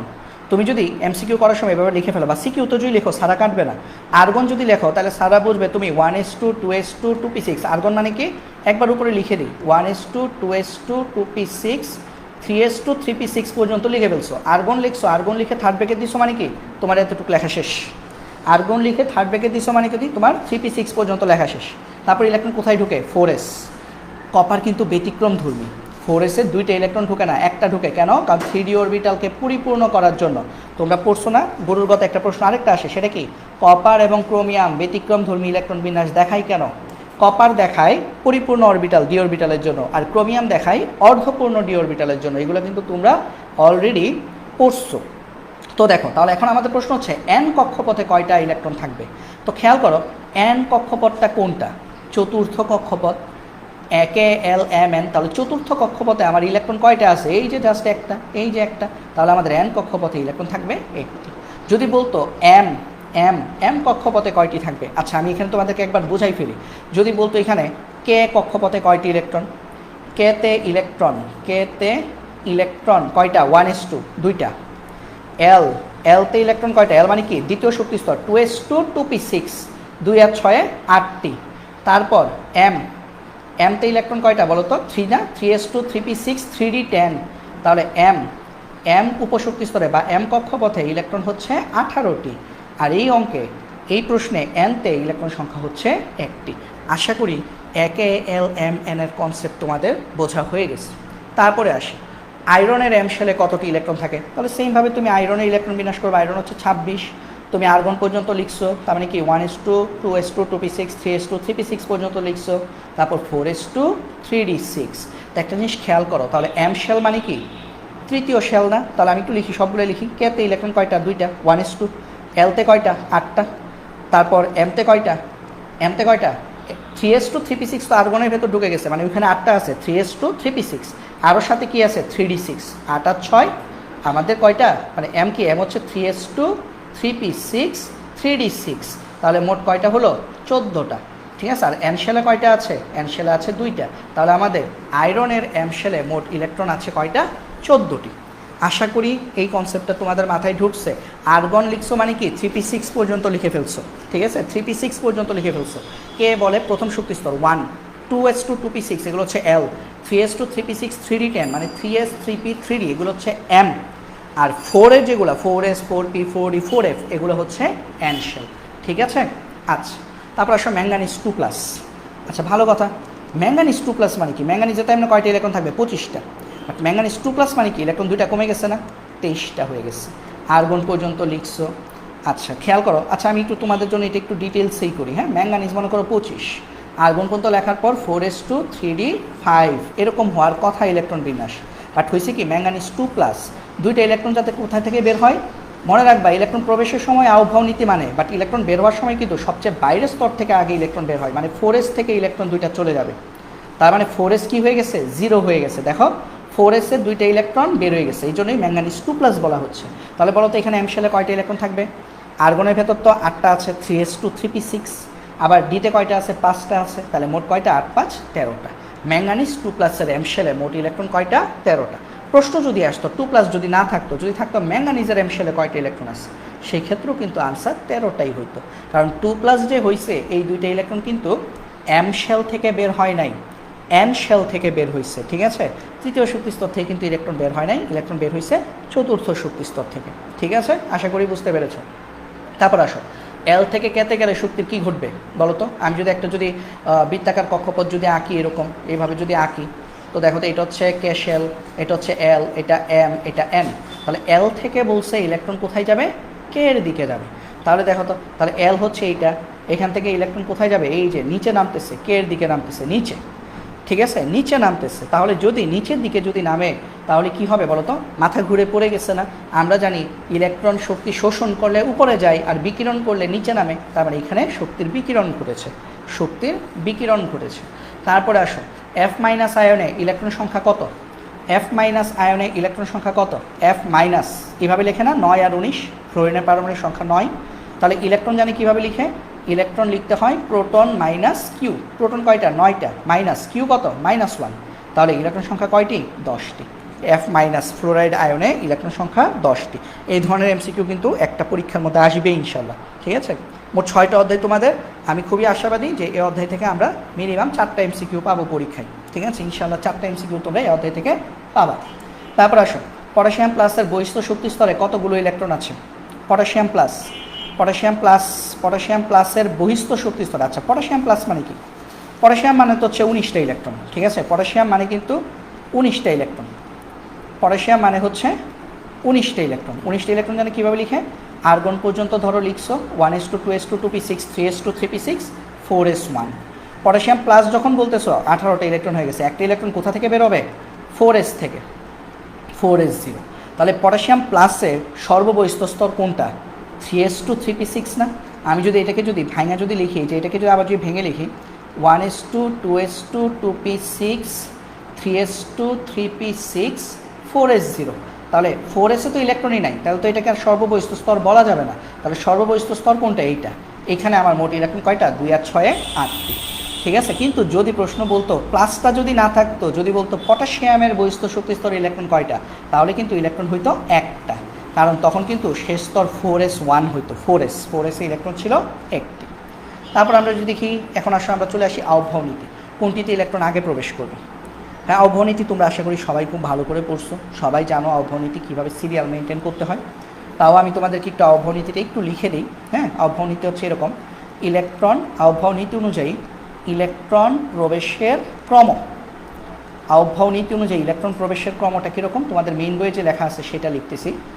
1s 2s 3s 4s 5s 6s 7s 8s, আবার এখানে 2p 3p 4p 5p 6p 7p। আমি যখন 9-10কে যখন পড়াবো তখন বেসিক অনুযায়ী পড়াবো, তখন এগুলো সব ধরে ধরে পড়াবো ইনশাল্লাহ, তোমাদের টেনশনের কিছু নাই। 6d, আর এখানে হচ্ছে 4f 5f। তো ইলেকট্রন কিভাবে প্রবেশ করে? ইলেকট্রন সবার আগে প্রবেশ করে 1s, ইলেকট্রন সবার আগে প্রবেশ করে 1s, তারপর প্রবেশ করে 2s, তারপর 2p 3s, তারপর 3p 4s, তারপর 3d 4p 5s, তারপর হচ্ছে 4d 5p 6s, তারপর হচ্ছে 4f 5d 6p 7s, এবং তারপর প্রবেশ করে electron 5f 6d 7p 8s। Electron এইভাবে প্রবেশ করে। তো এটাতে একটা প্রবেশের ক্রম গেল। আরেকটা জানি কীভাবে বের করা যায়? n+l এর ভ্যালু দিয়ে বের করা যায়। n+l, তো n+l এর ভ্যালু দিয়ে যদি আমরা যদি বের করি n+l এর ভ্যালু দিয়ে যদি বের করি n+l এর মান দিয়ে যদি বের করি, তাহলে আমরা দেখতে পাই 5s। 5-এর জন্য n এর মান কত? 5s যদি দেখি, প্রথমটা একটু ডিটেলসে করি, তারপর এগুলো আমি করে দিচ্ছি। 5s যদি করি, তাহলে 5s এর জন্য n এর মান হচ্ছে 5, l এর মান s অরবিটাল হলে, আচ্ছা এখানে একটু লিখে রাখি, s অরবিটাল হলে l এর মান 0, p অরবিটাল হলে l এর মান 1, d অরবিটাল হলে l এর মান 2, f অরবিটাল হলে l এর মান 3। এগুলো মুখস্থ রাখবা। তাহলে 5 + 0, তার মানে 5s এর জন্য 5, 5dর জন্য 5 + d এর জন্য l এর মান কত? 2, তার মানে 7। তারপর হচ্ছে 4pর জন্য 4 + p এর জন্য l এর মান হচ্ছে 1, তার মানে 5। তারপর 4f এর জন্য 4 + f এর জন্য l এর মান 3, তার মানে 7। তাহলে তুমি দেখতে পাচ্ছ এটার জন্য 5, এটার জন্য হচ্ছে 7, এটার জন্য 5, এটার জন্য 7, দুইটার মধ্যে 5 5 না? তো দুইটার মধ্যে 5 5 হলে নিম্ন শক্তির অরবিটাল কি? যার n এর মান কম। তাহলে 5s আর 4pর মধ্যে আমরা যদি এই তিনটে এগুলোর মধ্যে যদি ক্রম দেখি, ইলেকট্রন বিন্যাসের ক্রম দেখি, তাহলে আমরা দেখতে পাই 4p তে ইলেকট্রন সবার আগে প্রবেশ করবে। কেন? কারণ 4p হচ্ছে সবচেয়ে কম শক্তির অরবিটাল। তারপর ইলেকট্রন প্রবেশ করবে 5s, তারপর 4f আর 5d, দুইটার মানই 7। তাহলে কোনটা নিম্ন শক্তির অরবিটাল? 4f, যেটার n এর মান কম। তার মানে ইলেকট্রন আগে প্রবেশ করবে 4f, তারপর ইলেকট্রন প্রবেশ করবে 5d, যে এখানেও দেখা যাচ্ছে, এই যে দেখো 4f এর পরে 5d-তে প্রবেশ করছে। তাহলে সঠিক উত্তর হচ্ছে আমাদের 4p-তে ইলেকট্রন সবার আগে প্রবেশ করবে। সঠিক উত্তর হচ্ছে গরুর গ। এগুলো যারা এসএসসি 26 আছো তোমরা এগুলো পারো ধরেই ভাইয়া, আর অত ডিটেলসে যাচ্ছি না, তাও যতটুকু না লিখলেই না ততটুকু লিখে দিলাম। ঠিক আছে, তারপর আসো কোন অরবিটালে ইলেকট্রন আগে প্রবেশ করবে, হিসেব করে ফেলি। 4s এর জন্য n+l এর মান কত? 4। 3dর জন্য n+l এর মান কত? 3 + 2, তার মানে 5। 4pর জন্য n+l এর মান কত? 4 + 1 5। 5s এর জন্য n+l এর মান কত? 5 + 0, তার মানে 5। সবচেয়ে ছোট সংখ্যা কি? 4। তাহলে ইলেকট্রন সবার আগে প্রবেশ করবে 4s। তুমি যদি এখানে যদি লিখতে চাও ক্রম, ইলেকট্রন প্রবেশের ক্রমটা যদি লিখতে চাও, ইলেকট্রন প্রবেশের ক্রমটা লিখে দিই আমি। অনেক সময় ক্রম আসে, তো তা ক্রম লিখলে 4s এর সবার আগে ইলেকট্রন প্রবেশ করবে, তারপর 3d, কারণ তিনটা মানে 5, এর মধ্যে সবচেয়ে ছোটো সংখ্যা হচ্ছে 3, তাহলে 3d-তে আগে প্রবেশ করবে, তারপর 4p-তে প্রবেশ করবে, তারপর 5s-এ প্রবেশ করবে। ক্রমটা এইভাবে সাজাতে হবে। তারপর আসো 51-তে যদি দেখি এটা কে মেনে চলে, মনে রাখবা যদি এরকম থাকে D10NS1 কপার, আর ক্রোমিয়ামের বেলায় কি হয় জানো? ক্রোমিয়ামের বেলায় হচ্ছে N-1 D5 4s1 NS1 D5NS1। যদি D5NS1 হয় তাহলে হচ্ছে ক্রোমিয়াম, আর যদি D10NS1 হয় তাহলে হচ্ছে কপার। এই দুইটার বাইরে আসবে না, এই দুইটার মধ্যেই যে কোনো একটা আসবে। n ইকুয়াল টু 3 হলে কোন অরবিটাল অসম্ভব? এটা খ নাম্বার প্রশ্ন আসে, অনুধাবনমূলক প্রশ্ন।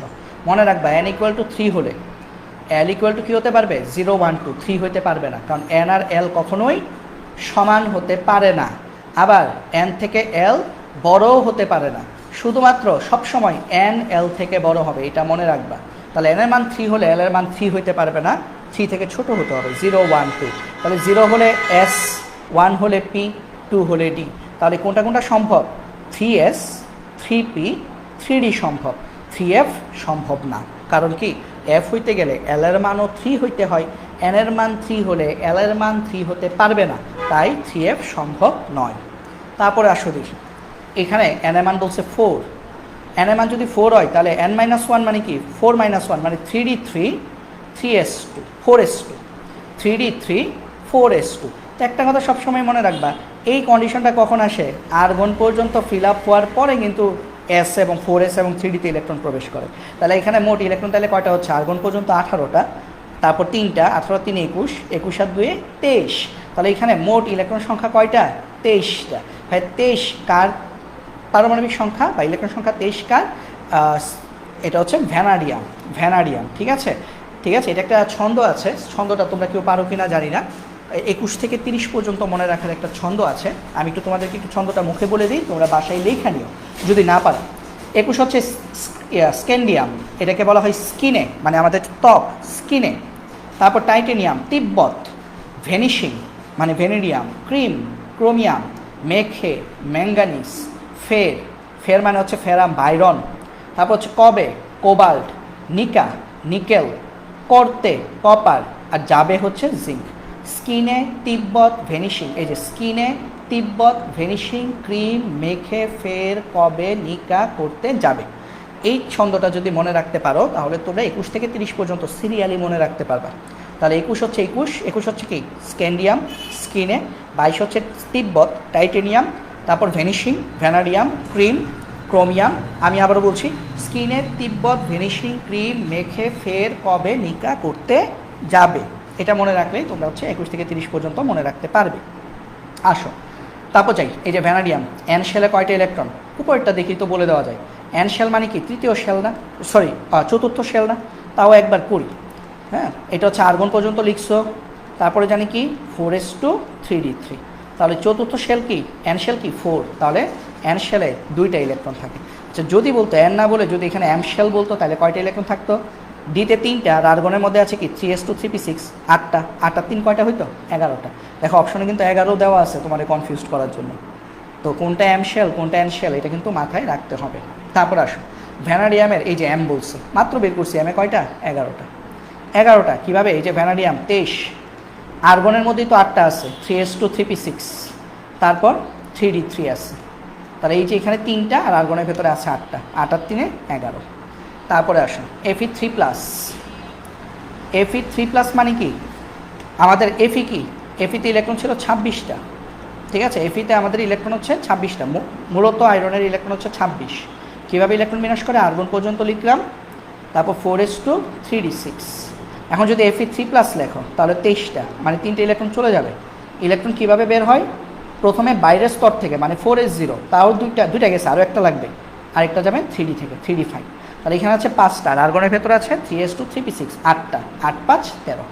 ঠিক আছে, তারপরে আসো সিলভারের সঠিক ইলেকট্রন বিন্যাস কোনটি? সিলভার হচ্ছে 47। তো মনে রাখবা সিলভারের ক্ষেত্রে ক্রিপ্টন পর্যন্ত লিখে ফেলা হয়। ক্রিপ্টন হচ্ছে 36 নাম্বার মৌল, ক্রিপ্টন। তারপরে কি আসে? তারপর আসে 4d10, 5s1। এটা একটু আলাদাভাবে একটু মনে রেখো, কারণ সিলভার আসে পরীক্ষায়। ঠিক আছে, 4d10, 5s1। তারপরে কোন মৌলের ডি অরবিটাল অর্ধপূর্ণ? ম্যাঙ্গানিজ। কীভাবে? ম্যাঙ্গানিজ কীভাবে লেখে? 25। ধরো আর্গন পর্যন্ত লিখছো, তারপর 4s2, 3d5, d5 হলে সেটাকে আমরা কি বলি? অর্ধপূর্ণ অরবিটাল। ঠিক আছে, অর্ধপূর্ণ অরবিটাল কারা? p3 একটা অর্ধপূর্ণ অরবিটাল, d5 একটা অর্ধপূর্ণ অরবিটাল, f7 এগুলো হচ্ছে অর্ধপূর্ণ অরবিটাল। আর পরিপূর্ণ কোনগুলো? p এর ক্ষেত্রে p6, d এর ক্ষেত্রে d10, f এর ক্ষেত্রে f14, f14, এগুলো হচ্ছে পরিপূর্ণ অরবিটাল। ক্রোমিয়ামের ইলেকট্রন বিন্যাস সাধারণ নিয়মের ব্যতিক্রম কেন? অধিক স্থিতিশীলতা অর্জনের কারণে ক্রোমিয়ামের ইলেকট্রন বিন্যাস হওয়ার কথা ছিল এরকম। আর্গন পর্যন্ত লিখছো, আউভাও নীতি অনুযায়ী হওয়ার কথা ছিল 4s2, 3d4। বাট এটা হয় না। অধিক স্থিতিশীলতা অর্জনের জন্য সে কী করে, সে হচ্ছে অর্ধপূর্ণ অরবিটাল তৈরি করে। অধিক স্থিতিশীলতা অর্জনের জন্য ক্রোমিয়াম অর্ধপূর্ণ অরবিটাল তৈরি করে এবং 4s থেকে একটা ইলেকট্রন নিয়ে 3d-তে নিয়ে নেয়। এটা হচ্ছে সঠিক। তাহলে অধিক স্থিতিশীলতা অর্জনের জন্য ক্রোমিয়াম কী করে, ডি অরবিটালকে অর্ধপরিপূর্ণ করার জন্য সে হচ্ছে ব্যতিক্রম দেখায়। ঠিক আছে, তারপরে আসো ক্রোমিয়াম 3+ আয়নে কতটা ইলেকট্রন আছে। ক্রোমিয়াম তো এতক্ষণ ধরে লিখতেছিলাম আমি 24, 1:2 এভাবে না লিখে আর্গন পর্যন্ত লিখে, আর্গন পর্যন্ত লেখার কারণে আসলে সময় অনেক বেঁচে যায়। শেষ মুহূর্তে আসলে আমি তোমাদেরকে সময় বাঁচিয়ে পড়াতে চাচ্ছি, কারণ এখন আসলে আমার তোমাদেরকে কোনো মানে মজা দেওয়ার বা হচ্ছে তোমাদেরকে কোনো ম্যাজিক মামুনি দেখানোর কোনো দরকার নেই। এখন যদি আমারটা অঙ্ক করে আমার কাছে MCQ CQ করে যদি রেজাল্টকেও ভালো করতে পারো, এটাই আসলে সার্থকতা। তাহলে দেখো এখানে তাহলে ক্রোমিয়াম 3+-এ কয়টা ইলেকট্রন আছে? শুধু ইলেকট্রন বের করতে বলছে না, কারণ ক্রোমিয়াম 3+-এ কয়টা আছে? 21টা। এবং ইলেকট্রনগুলো কীভাবে যায়? 4s থেকে একটা আর 3d থেকে 2টা। ঠিক আছে, এইটা। তাহলে ক্রোমিয়াম 3+-এ আমাদের ইলেকট্রন থাকে কয়টা? 21টা। তারপর আসো অ্যালুমিনিয়ামের আপেক্ষিক পারমাণবিক ভর কত? জানি সবাই 27। আমরা যেটা পারমাণবিক ভর হিসেবে মুখস্থ করি সেটাই আসলে আপেক্ষিক পারমাণবিক ভর। ফ্লোরিনের আপেক্ষিক পারমাণবিক ভর কত? 19। তারপর তোমরা কী করবা? আপেক্ষিক পারমাণবিক ভর 1 থেকে 30 পর্যন্ত মুখস্থ করবা। 1 থেকে 30 পর্যন্ত মুখস্থ করবা। ঠিক আছে, আপেক্ষিক পারমাণবিক ভর 1 থেকে 30 পর্যন্ত মুখস্থ করে ফেলবা। ঠিক আছে, আচ্ছা। তারপর আসো 4টি ম্যাগনেসিয়াম পরমাণুর ভর কত? আছে এটা যদি ওই অধ্যায় না, এটা হচ্ছে 6ষ্ঠ অধ্যায়ের প্রশ্ন, তাও ভাইয়া করে দিই। মনে রাখবা টি সংখ্যা বলছে, সংখ্যা বলেই সূত্র কি? n/n। অনেকে এই nটাকে x পড়ো, আর ভর বলছে না, ভর মানে কি? w/m। এটা হচ্ছে 6ষ্ঠ অধ্যায়ের প্রশ্ন। তাহলে ভর বের করতে বলছে w, তাহলে w = n × m / n। n মানে কি? অ্যাভোগাড্রো সংখ্যা। তাহলে বা w = n কি? n হচ্ছে 4টি, আর ম্যাগনেসিয়ামের পারমাণবিক ভর কত? 24, আর অ্যাভোগাড্রো সংখ্যা দিয়ে ভাগ করবা। অ্যাভোগাড্রো সংখ্যা জানে কত? লিখে দিই, হ্যাঁ, 6.023 × 10⁻23। 6.023 × 10⁻23। তাহলে এটা হিসাব করবা, হিসাব করলে আনসার চলে আসে। দেখি কত আসে। 4 × 24, 6.023 × 10⁻23। এটা আসবে 1.59 × 10⁻22 গ্রাম, 4টি। তাহলে আনসার আছে এই যে 1.59 × 10⁻22 গ্রাম। এটা 6ষ্ঠ অধ্যায়ের প্রশ্ন। হ্যাঁ, এখানে হয়তো বা কোনো কারণে চলে আসছে বাই মিস্টেক, সমস্যা নেই। এটাও 6ষ্ঠ অধ্যায়ের প্রশ্ন আসলে। HCO এটার আণবিক ভর এত হলে সংকেত কোনটা? এটা সহজ আসলে, H2C2O4 এটা সংকেত। তো এটা আমি আসলে কীভাবে করবো, এটা আসলে একটু শর্টকাট দেখাই দিই, যেহেতু সংকেত দেওয়াই আছে। তাহলে এই যে অনুপাত যেহেতু দেওয়া আছে, তাহলে এটা স্থূল সংকেত কী হবে? স্থূল সংকেত আমি যখন 6ষ্ঠ অধ্যায়ের MCQ তোমাদের করাবো তখন এই জিনিসগুলো তোমাদেরকে পড়াবো। স্থূল সংকেত হচ্ছে HCO2, স্থূল সংকেত। এখন আমরা জানি প্রশ্ন মতো লিখতে হয়, HCO2-র সাথে n গুণ করলে কিসের সমান হয়? আণবিক ভর 90-এর সমান। তাহলে হাইড্রোজেনের পারমাণবিক ভর কত? 1। কার্বনের কত? সেখানে যোগ হবে, হ্যাঁ। কার্বনের কত? কার্বন হচ্ছে 12, যোগ অক্সিজেন কয়টা? 2টা, 16 দুগুণে 32 × n সমান কত? 90। তাহলে এখান থেকে আমরা লিখতে পারি 45n সমান 90। তাহলে n এর মান কত? 45 দিয়ে 90-কে ভাগ করলে 2। তাহলে এখান থেকে আমরা লিখতে পারি, সুতরাং আণবিক সংকেত n এর মান 2। তাহলে আণবিক সংকেত কত আসবে? HCO2, n এর মান 2। তাহলে H এর নিচে 2, C এর নিচে 2, অক্সিজেন নিচে 2 দুগুণে 4, H2C2O4। এই যোগের একটা নাম আছে, এই নামটা কি? Oxalic acid. অক্সালিক অ্যাসিডের সংকেত হচ্ছে এইটা, H2C2O4। আশা করি বুঝতে পেরেছো। তারপরে আসো, আমরা প্রায় শেষের পথে চলে আসছি, আর বেশি সময় লাগবে না। তারপরে আমরা যদি দেখি ক্যালসিয়াম ফসফেট যোগের আপেক্ষিক আণবিক ভর কত? আপেক্ষিক আণবিক ভর কি? যেটাকে আমরা ভাই আণবিক ভর করি সেটাই আপেক্ষিক আণবিক ভর। তো ক্যালসিয়াম ফসফেট কীভাবে লেখে? ক্যালসিয়াম তো ক্যালসিয়াম 2+, আর ফসফেট কি? PO4 3-। তো আগে এদেরকে তো হিসাব করতে হবে, এটা একদম আজকে শুরুতে পড়িয়েছিলাম। ক্যালসিয়ামের নিচে 3 আর ফসফেটের নিচে 2, যেহেতু ফসফেট যৌগমূলক ব্র্যাকেট দিতে হবে। তাহলে এখন আসলে এটা আণবিক ভর বের করি। ক্যালসিয়ামের পারমাণবিক ভর হচ্ছে 40, ক্যালসিয়াম কয়টা এখানে? 3টা, প্লাস ফসফেট, ফসফরাসের পারমাণবিক ভর 31, অক্সিজেন হচ্ছে 16 করে, 4 16 64, কয়টা আছে? 2টা, × 2। যদি হিসাব করো 120, 40 3 120, আর এখানে হচ্ছে 31 আর 64 গুণ করলে 95, 95 দুগুণে 190, 310 ক্যালসিয়াম ফসফেটের আণবিক ভর হচ্ছে 310। ঠিক আছে, ক্যালসিয়াম ফসফেটের আণবিক ভর হচ্ছে 310। তারপর যদি দেখি এটা কপার সালফেট ইন্টু 5 অনু পানি, এটা আসলে মুখস্থই রাখে, আমার এটা মুখস্থই আছে 249.5। তো এটা বাসায় দেখবা চেক করে, হ্যাঁ। তো আর যদি বলে শুধু কপার সালফেটের কত, কপার সালফেটের হচ্ছে 159.5। এটার সাথে যখন 5 অনু পানি যোগ করছো, 5 অনু পানি, এক একটা পানি কত 18 করে, 5 অনু পানি 5 18 কত 90, 159.5-এর সাথে 90 যোগ করলে কিন্তু আমরা 249.5 এটা পেয়ে যাই। ঠিক আছে, তাহলে শুধু কপার সালফেট বললে 159.5, আর কপার সালফেট ইন্টু 5 অনু বললে, 5 অনু পানি বলে 249.5। আর এই যে কপার সালফেট ইন্টু 5 অনু পানি যেটা প্রশ্নে দেওয়া আছে সেটাকে কিন্তু আমরা কি বলি, তুতে। ঠিক আছে, তুতে। তারপর আসো একটি ফ্লোরিন পরমাণুর প্রকৃত ভর কত। হ্যাঁ, প্রকৃত ভর জানে কেমনে বের করে, আপেক্ষিক পারমাণবিক ভর দিয়ে বের করে। এই দেখো, আমরা জানি আপেক্ষিক পারমাণবিক ভরকে আমি আপা ভর লিখি, তোমরা পরীক্ষায় পুরোপুরি লিখতে হবে, কিন্তু আপা ভর লিখলে কিন্তু সারা কেটে দিবে। আপেক্ষিক পারমাণবিক ভর ডিটেলস লিখবা। উপরে জানি কি, উপরে হচ্ছে মৌলের একটি পরমাণুর প্রকৃত ভর, তাহলে উপরে আমরা লিখব ফ্লোরিনের একটি পরমাণুর প্রকৃত ভর। আর নিচে জানে কি থাকে, নিচে থাকে কার্বন 12 আইসোটোপের 12 ভাগের 1 অংশের ভর। এটা মানটা মুখস্থ 1.66 × 10⁻²4। এগুলো আশা করি তোমরা পারো। তাহলে আমরা এখান থেকে লিখতে পারি বা, তাহলে ফ্লোরিনের একটি পরমাণুর প্রকৃত ভর কত আসবে, একটি পরমাণুর প্রকৃত ভর আসবে, আর গুণ করতে হবে, তাই না? আপেক্ষিক পারমাণবিক ভরকেই যে নিচের 1.66 দিয়ে গুণ করতে হবে। এখন ফ্লোরিনের আপেক্ষিক পারমাণবিক ভর কত, 19। তাহলে আমরা 19 দিয়ে এটাকে গুণ করে যা পাবো সেটাই হচ্ছে ফ্লোরিনের একটি পরমাণুর প্রকৃত ভর। ঠিক আছে, একটি পরমাণুর প্রকৃত ভর। ঠিক আছে, এখানে 24। হ্যাঁ, আচ্ছা, একটু ঠিক করে লিখি, নাহলে পরে তোমরা বুঝতে কষ্ট হবে, তোমাদের অযথা কষ্ট দিয়ে তো লাভ নেই। দেখো, 19 গুণ 1.66 ইন্টু 10⁻²4 কত আসে? 19 গুণ 1.66 10⁻²4, 3.154 ইন্টু 10⁻23 গ্রাম। আনসার আছে এই যে 16 ইন্টু 10⁻23। এটা হচ্ছে একটি ফ্লোরিন পরমাণুর প্রকৃত ভর। তো এরকম আরও প্রশ্ন আছে, এই যে এটা বলছে একটা প্রকৃত ভর দেওয়া আছে, আপা ভর বের করতে বলছে। তাহলে আপেক্ষিক পারমাণবিক ভর উপরে যেন কি হয়, উপরে হয় একটি পরমাণুর প্রকৃত ভর, একটি পরমাণু ভর দেওয়া আছে 3.16 ইন্টু 10⁻23। নিচে যেন কি দিয়ে ভাগ করতে হয়, কার্বন 12 আইসোটোপের 12 ভাগের 1 অংশের ভর, এইটা 1.66 ইন্টু 10⁻24। তো এটা হিসাব করলে কত আসে, উপরে হচ্ছে 3.16 ইন্টু 10⁻23, আর নিচে হচ্ছে 1.66 ইন্টু 10⁻, এটা মানে আগের আনসারটাই আসবে 24।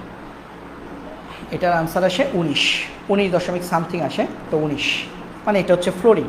যদি বলতো যে মৌলটি শনাক্ত করো, মৌলটি ফ্লোরিন।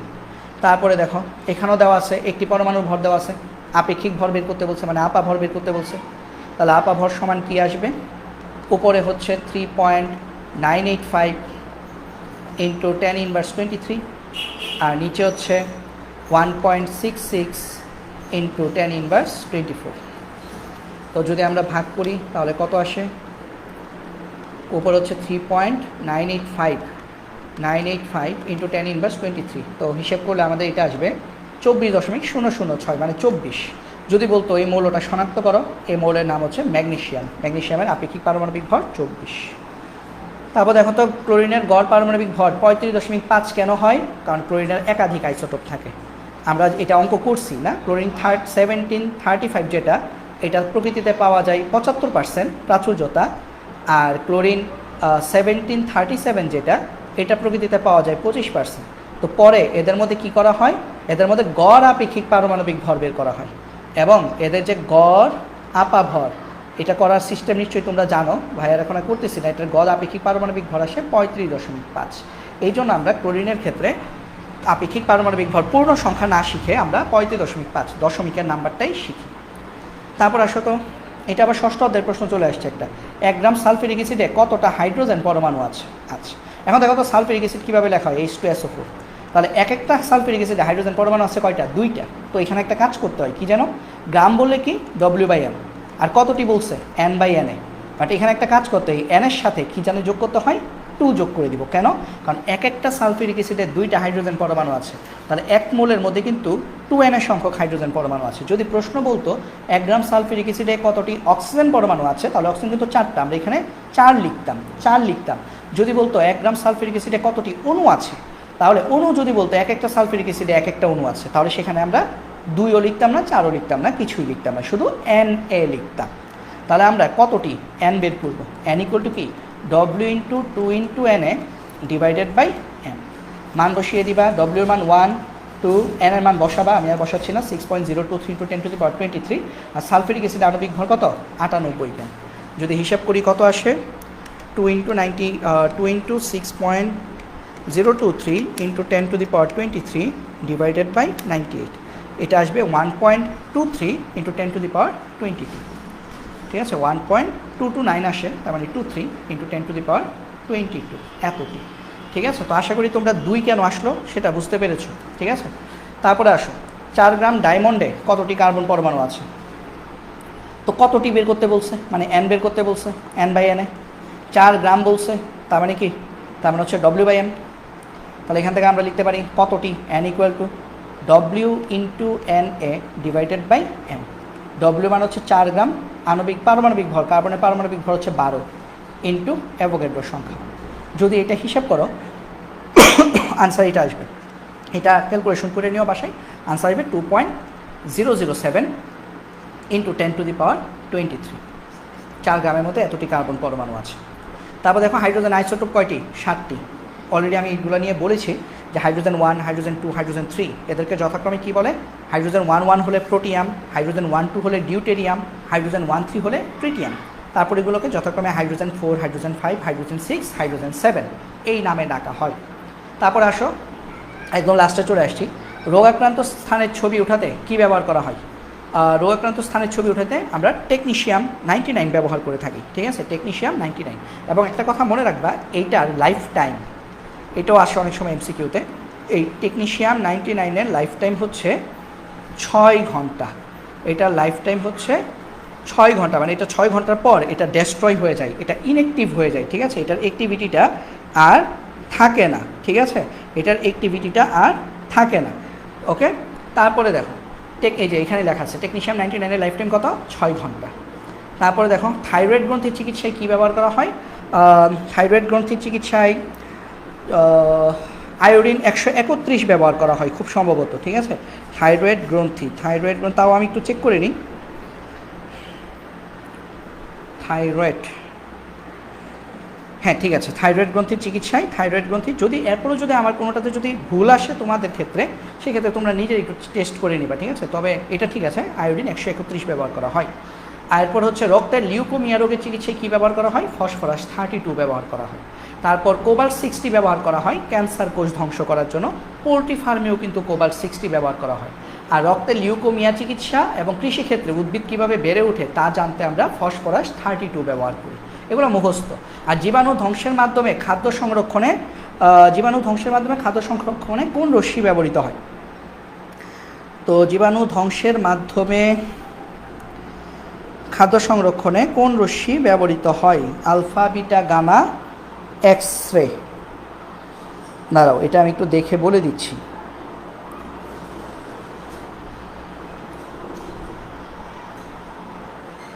জীবাণু ধ্বংসের মাধ্যমে খাদ্য সংরক্ষণে আমরা গামা রশ্মি ব্যবহার করে থাকি। ঠিক আছে, গামা রশ্মি ব্যবহার করে থাকি, কারণ এগুলো মুখস্থ জিনিস, তো মুখস্থ জিনিসের কারণে আসলে ভাইয়ের সবসময় মনে থাকে না, বুঝছো?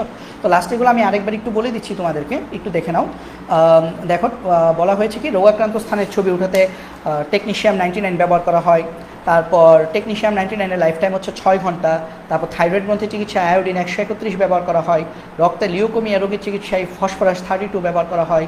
তারপরে হচ্ছে আমাদের যে কোবাল্ট যে আছে, কোবাল্টের চিকিৎসায় আমাদের হচ্ছে কি ব্যবহার করা হয়? কোবাল্টের চিকিৎসায় হচ্ছে আমাদের ব্যবহার করা হয় ক্যান্সার রোগের চিকিৎসায় আমাদের কোবাল্ট 60 ব্যবহার করা হয় ক্যান্সার রোগের চিকিৎসার ক্ষেত্রে। তারপর পোলট্রি ফার্মেও কিন্তু কোবাল্ট 60 ব্যবহার করা হয়। এই কথাটা একটু লিখে রাখতে পারো যে আমাদের যে পোলট্রি ফার্ম আছে এই পোলট্রি ফার্মেও কিন্তু আমাদের কোবাল্ট 60 ব্যবহার করা হয়। হাঁস মুরগি যে পোলট্রি ফার্ম আছে সেখানেও কিন্তু আমরা কোবাল্ট 60 ব্যবহার করি। তারপর উদ্ভিদের বেড়ে উঠাই ফসফরাস 32 এবং জীবাণু ধ্বংসের মাধ্যমে খাদ্য সংরক্ষণে গামা রশ্মি ব্যবহার করা হয়। আরেকটা কথা একটু লিখে রাখতে পারো, এটাও আসে এমসিকিউতে, হাড়ের ব্যথা উপশমে বয়স্ক মানুষদেরকে যে লেজার থেরাপি দেওয়া হয় সেখানে কিন্তু স্ট্রনসিয়াম অথবা স্যামারনিয়াম, এসআর অথবা এসএম, এই দুইটা, স্ট্রনসিয়াম অথবা সেমেনিয়াম, এই দুইটার মধ্যে যে কোনো একটা ব্যবহার করা হয়। তো এই ছিল আমাদের আজকের এমসিকিউ সলভিং ক্লাস। তো সবাইকে অসংখ্য ধন্যবাদ তোমাদের সবার অংশগ্রহণের জন্য। তো আমাদের পরবর্তী ক্লাস এবং আপডেটের জন্য তোমরা আমাদের ইউটিউব চ্যানেলে এবং ফেসবুক পেজে, সাথে ফেসবুক গ্রুপে যুক্ত থাকতে পারো, অথবা আমার সাথে সরাসরি তোমরা মেসেজ করে আমাদের গ্রুপগুলোতে অ্যাড হয়ে যেতে পারো। আর আমাদের ইউটিউব চ্যানেলটা অবশ্যই সাবস্ক্রাইব করে দিবে, তাহলে যে কোনো ক্লাস ইউটিউবে দেওয়ার সাথে সাথে তোমার কাছে নোটিফিকেশন চলে যাবে। আর অবশ্যই কমেন্টে জানাবে যে ক্লাসটা তোমাদের কাছে কেমন লেগেছে, বা কোনো এমসিকিউ যদি না বুঝে থাকো, এটা বুঝি নাই বা কীভাবে হয়েছে বুঝি নাই, সেই জিনিসটা ভাইয়াকে একটু জানাবে। ঠিক আছে? তো আজকে হয়তোবা এই ক্লাসটা আপলোড করার পর আমার চেষ্টা থাকবে, যদি রাতে কারেন্ট থাকে, সব ফেসিলিটি যদি অনুকূলে থাকে, তাহলে আজকে আমরা আরও একটা MCQ one shot solving class দিব তোমাদেরকে, যেটা হচ্ছে পর্যায় সারণীর ক্লাসটা আমি তোমাদেরকে ওটারও ওয়ান শট এমসিকিউ সলভিং ক্লাসটা আজকেই দিয়ে দেওয়ার চেষ্টা করব। কারণ এই পদার্থের গঠন ক্লাসটা আমার গতকাল রাতে নেওয়ার নিয়ত ছিল, বাট গতকাল রাতে আমাদের এখানে রাত 8টা থেকে প্রায় 12টা, 12:30 পর্যন্ত, 12:30 পর্যন্ত লোডশেডিং ছিল, কারেন্ট ছিল না। তো এইভাবে কারেন্ট না থাকলে আসলে আইপিএস থাকুক আর জেনারেটর থাকুক, যাই থাকুক, যদি 3-4 ঘন্টা যদি কারেন্ট না থাকে, তাহলে আসলে ক্লাস নেওয়ার অন্ততপক্ষে রাতের বেলা কোনো মন মানসিকতা থাকে না, থাকার কথাও না। ঠিক আছে? এবং আমি তো সবসময় চাইবো, আমি গভর্নমেন্টের কাছেও আমাদের সবারই একটা অনুরোধ থাকবে, আসলে যেই গভর্নমেন্ট আসুক সবাদের কাছে আমাদের একটা এক্সপেকটেশন থাকে, সেটা হচ্ছে কি, অবশ্যই সামনে পরীক্ষা, কালকে পরীক্ষা, আগামীকাল থেকে এসএসসি 26-এর পরীক্ষা, কোরবানির পর থেকে এইচএসসি 26-এর পরীক্ষা। এই পরীক্ষাগুলো স্টুডেন্টদের জন্য খুবই কী বলবো, এগুলো তাদের কেরিয়ারের একদম এক একটা স্টেজ। কারণ কেউ যদি এসএসসি পরীক্ষায় যদি খারাপ করে, তাহলে তার লাইফটা ওখানেই থেমে যায়। কেউ যদি এইচএসসি পরীক্ষায় খারাপ করে, তার লাইফটা পড়াশোনার যে লাইফটা, সেটা ওখানে থেমে যায়। যদিও জীবন থেমে যায় না, কারণ জীবন অনেক বড় একটা বিষয়। পড়াশোনা একটা স্টেজে থেমে গেলেও মানুষ যেভাবেই হোক কোনোভাবে মানুষ বেঁচে থাকে, বাট তার পড়াশোনার কেরিয়ারটা কিন্তু থেমে যায়। তো আমি আপনাদের কাছে রিকোয়েস্ট করব যে অন্তত চেষ্টা করবেন যাতে করে সন্ধ্যার পরে অন্তত কারেন্ট লোডশেডিংটা যাতে একটু কম হয়। ঠিক আছে? সারা বিশ্বব্যাপী জ্বালানি সংকট সবই ঠিক আছে, বাট স্টুডেন্টদের কথাও আমাদেরকে ভাবতে হবে, যাতে করে আমাদের একটু ক্লাসগুলো যাতে স্টুডেন্টরা সুন্দরভাবে করতে পারে। বা অনেকের বাসায় তো আসলে আইপিএস বা জেনারেটর থাকে না, তো এই গরমের মধ্যে আসলে পরীক্ষার প্রস্তুতি নিয়ে সকালবেলা পরীক্ষা দিতে যাওয়াটা আসলে একটা স্টুডেন্টের উপর এটা এক প্রকার অমানসিক অত্যাচার হয়ে যায়। কারণ সারা রাত ঘুমানোও যায় না কারেন্ট না থাকলে। তো সেই ক্ষেত্রে সকালে উঠে একটা বোর্ড পরীক্ষায় একটা স্টুডেন্ট বসবে, তার যদি শারীরিক তৃপ্তি যদি না থাকে, তাহলে তো ব্রেন কাজ করবে না। তো সেজন্য আমরা সবাই রিকোয়েস্ট করি যে চেষ্টা করবেন। ঠিক আছে, কারেন্ট নাই, কম, জ্বালানি সংকট সবই মানছি, বাট তারপরেও তো আসলে মানার পরেও আমরা যেহেতু দেশের জনগণ, আমাদের একটা এক্সপেকটেশন থাকে যে মানার পরেও আপনারা জিনিসটা একটু দেখেন, একটু বোঝার, একটু দেখেন, যতটুকু মিনিমাইজ করে আনা যায়, যতটুকু পর্যন্ত সমস্যাগুলোকে আমরা একবারে তো কোনো সমস্যা আসলে সমাধান করতে পারবো না। কারণ জনগণ হিসেবে আমাদেরও অনেক দায়বদ্ধতা আছে, আমাদেরও দোষ আছে। দেখা যায় অনেক বাড়িতে আইপিএস কেনার টাকা নাই, বা জেনারেটর চালানোর টাকা নাই, বা অনেক লো ফ্যামিলিতে বিলং করে। আবার অনেকের বাসায় দেখা যায় প্রত্যেক রুমে এসি চলতেছে, অযথা আমরা কারেন্ট নষ্ট করতেছি। অনেক বাসায় আছে এরকম যে কারেন্ট নষ্ট করতেছে, তাদের অনেক সচ্ছল ফ্যামিলি থাকে, ধনী পরিবার থাকে। তো আমরাও যদি মিনিমাইজ করি, অপচয় যদি না করি, তাহলে এই কারেন্টগুলো দিয়ে কিন্তু একজন গরিব ঘরের বা একটু লো ইনকামের ফ্যামিলিগুলো কিন্তু কারেন্ট পায়। ঠিক আছে? দিন শেষে আসলে শুধু গভর্নমেন্টকে একা বকাবকি করে আসলে লাভ নেই, কারণ গভর্নমেন্ট যে আসবে তার জন্যই এটা চ্যালেঞ্জিং হয়ে যায়। ছোট দেশ, বেশি মানুষ। তো সব কিছু মিলিয়ে আমাদের পক্ষ থেকেও আমরা একটু চেষ্টা করব কারেন্ট সেভ করা। আর গভর্নমেন্টে যারা কিনা এই পর্যায়ে আছে, শীর্ষস্থানীয় পর্যায়ে যাদেরকে আমরা নির্বাচিত করেছি, আমরা আশা করি আপনারাও জিনিসগুলো একটু মিনিমাইজ করে আনার সর্বোচ্চ চেষ্টা করব।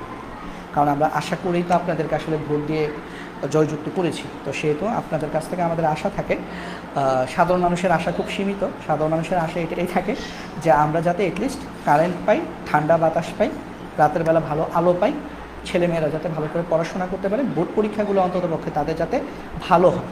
কারণ সবার তো আর সেম কন্ডিশন না, ফিনান্সিয়াল কন্ডিশন সবার আসলে এক থাকে না, এটা আমাদের সবার মাথায় রাখতে হবে।